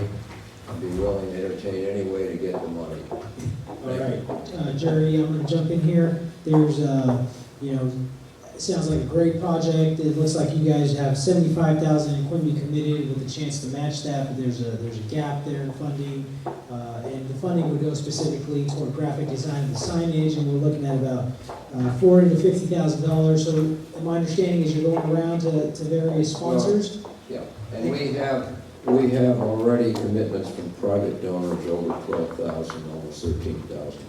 So you're well on the way, and so you're coming here. Yeah, so look at it as an opportunity. You want to get your logo. The main thing I'm really after here, $2,000 is really a pittance in the big picture of this project. But it's important that the neighborhood council participate and show, we need a show of community support. We've got 2 letters of support. We've been working with the local schools. We've got a letter of support from the principal of Wilson High. Obviously, they have no money. We also have a letter of support from the principal of the environmental, the elementary school, Multnomah, that has an environmental magnet. Yes. Again, Jerry, we're running out of time here, so let me ask, let me open this up to board discussion. Can we not get funding from other categories? Or it has to come from? It has to come from MPG because it's an MPG. Okay, so it's I noticed you have a funding category for capital improvement projects. So I want to mention that this will be a lasting capital improvement project. The life of this is over 20 years. That's the CIP category, which I think, what's the balance on that? 1,000, but then he would have to go to a committee to get the CIP funds. Right now it stands as MPG, so it has to go through MPG. all right, so maybe we can entertain you coming back again to try to get these other funds in a different amount. But as of right now, we're talking about $2,000 going toward this project. So is there any board discussion on this? Sorry, is there, we don't need a motion, the items here already agendized for discussion. So let's discuss it, and then we can open this up to the public and see if there's a motion. Well, I think that it's a great way for the board to come in and participate in it. Everybody uses that hill, our kids use that hill, every whole community has funds that, we have events up there and stuff, so I think that it's great for us to jump on board. I'm not saying what it's the amount would be, but I think that we should participate. Yeah, Ascot Hills belongs to everybody in this room, so we should all kind of pitch in our part. If I could speak real quickly, I'm not sure, are you familiar with the way the design of the the interpretive center is gonna look? No. It's gonna be a butterfly theme of panels that's gonna give the history, the habitat, the fauna, donors. It's gonna recognize the donors also, and it's just gonna give all the information about the Ascot Hills Nature Park. And it's gonna be an area behind the flagpole, if people are familiar with the flagpole, that's people can go in and understand the park that they're visiting. So it's gonna be a permanent structure, so, I think, and we didn't realize how limited that category was. So we did ask for 2,000, but, again, we will take, whatever you're able to give. We're just closing on 9:30 right now, which is the time that we extended to. I'd like to extend the meeting for 10 more minutes to hear this item before we adjourn. Seconded, all in favor, say aye. Aye. But they Opposed? could. Okay, motion carries, extended 10 more minutes. Okay, any other comments? I think, yes. Ray, as you know, I was on the Sierra Club. There's a couple of questions that I have, and one is that this is not really is this a city park now? Is it dedicated land to the city now? It's on a 25-year lease. Okay, because, I've asked these questions for a minute, because one of the things that we're seriously thinking about in the Sierra Club was the idea of land banking. And it was through the Santa Monica Mountains Conservancy. Is this part of the Santa Monica Mountains Conservancy project? No, but they've given money to us originally at the very beginning. Yeah, because one of the things that, because I remember when they were putting the whole thing together and Villaraigosa came down and the community in that area was concerned there was going to be all this high traffic area coming to the park, and they wanted to make sure it was limited only to the people of Hillside. I'm just giving you the Hillside Village. That's not my understanding. But I was there. I was there too. Just telling you the history of where we came from. And the idea was that if it's a 25-year, I'm just giving you, I'm not saying yes or no, I just want to get some information. The concern that we had whenever we did something with the Santa Monica Mountains Conservancy is their ability to trade land, right? Or favorites, not like when you give, not like when you get like Lincoln Park or El Sereno Park. They're dedicated forever to the city. They belong to the people. And I just don't know how that works there at Ascot. Well, many of the parks that are being leased on 25-year agreements or 30 years, the hope is that eventually they'll become permanent. And that's the same thing that's going on in Ascot right now. And you, let me also clarify, this is not a Santa Monica Mountains Conservancy Park. This is city land. It was at one time considered excess land under the control of the Department of Water and Power. This is an amenity of the community, and it's going to probably stay that way forever. This will be a treasure for the city of Los Angeles for a very long time. Ascot. I'd like to make an amendment that we support the project from Los Angeles Parks Foundation in community with a Park Advisory Board for $1,500. Second by Kathy. Let's, On the amendment. we're just discussion on this amendment. Do we all believe 1,500 is a good amount of money? Let's open this up to the public. Any public comment? No public comment? Well, actually, this one, not public, but this is the one that we were trying to get clarity from our funding department, right? This is for the... This is one of them, yeah, because of the fiscal agent thing. Okay. So tonight, maybe you could take action on it, but I think our funding will still have to opine on...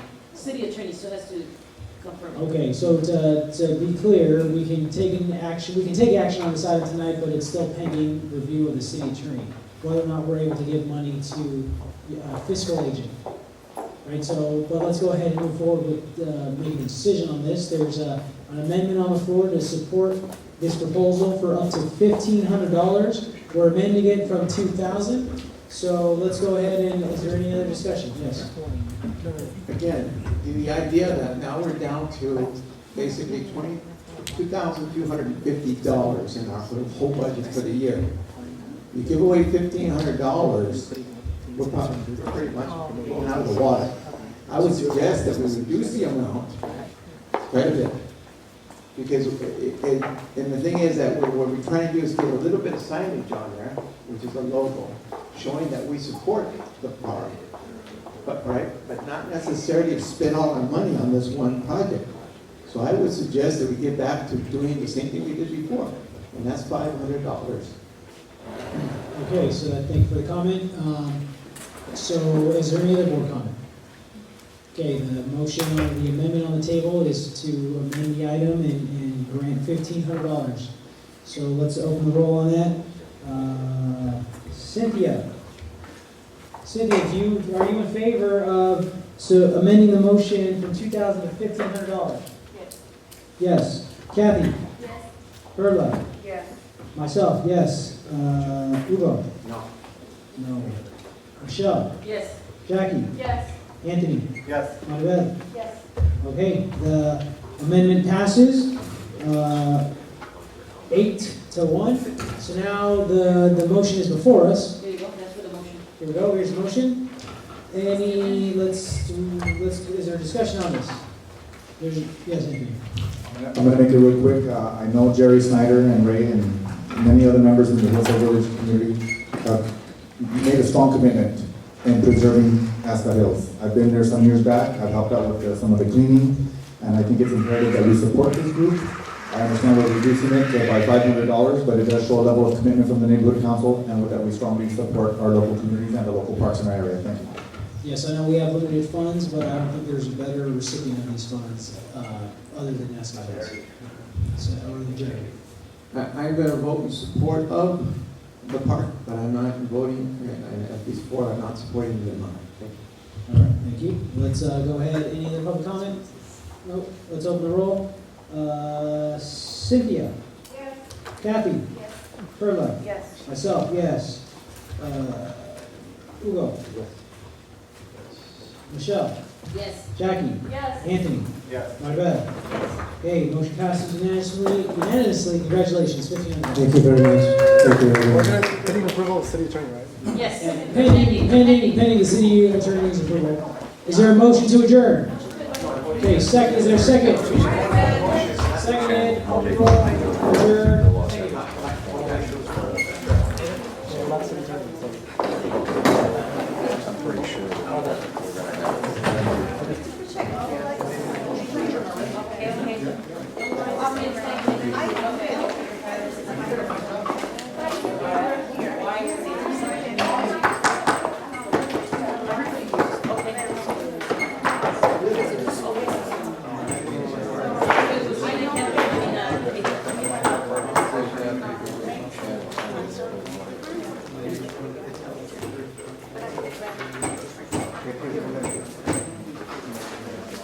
No, but I think if you look, no, but if you go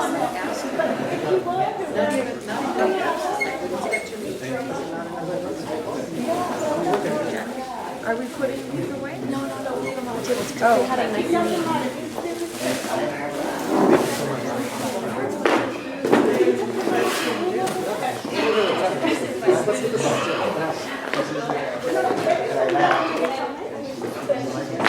Thank you for everything. Thank you for staying. I know, I'm sorry. You don't have to tell me. Thank you. Sorry. Okay, let it, yeah.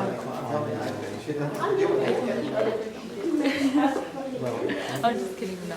Here, let me give you. I got my cards and I want to give you.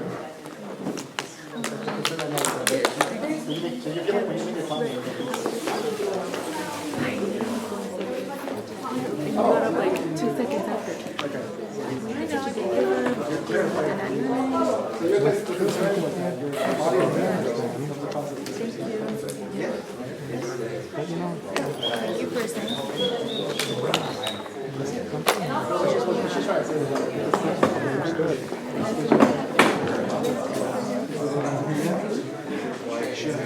Thank you for staying. Thank you for staying.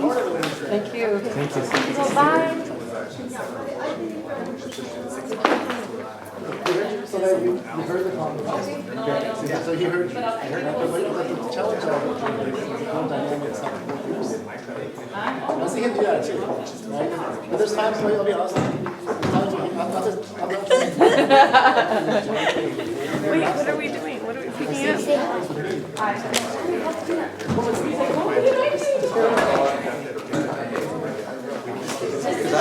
Well, here, I'm hurrying, I'm helping you.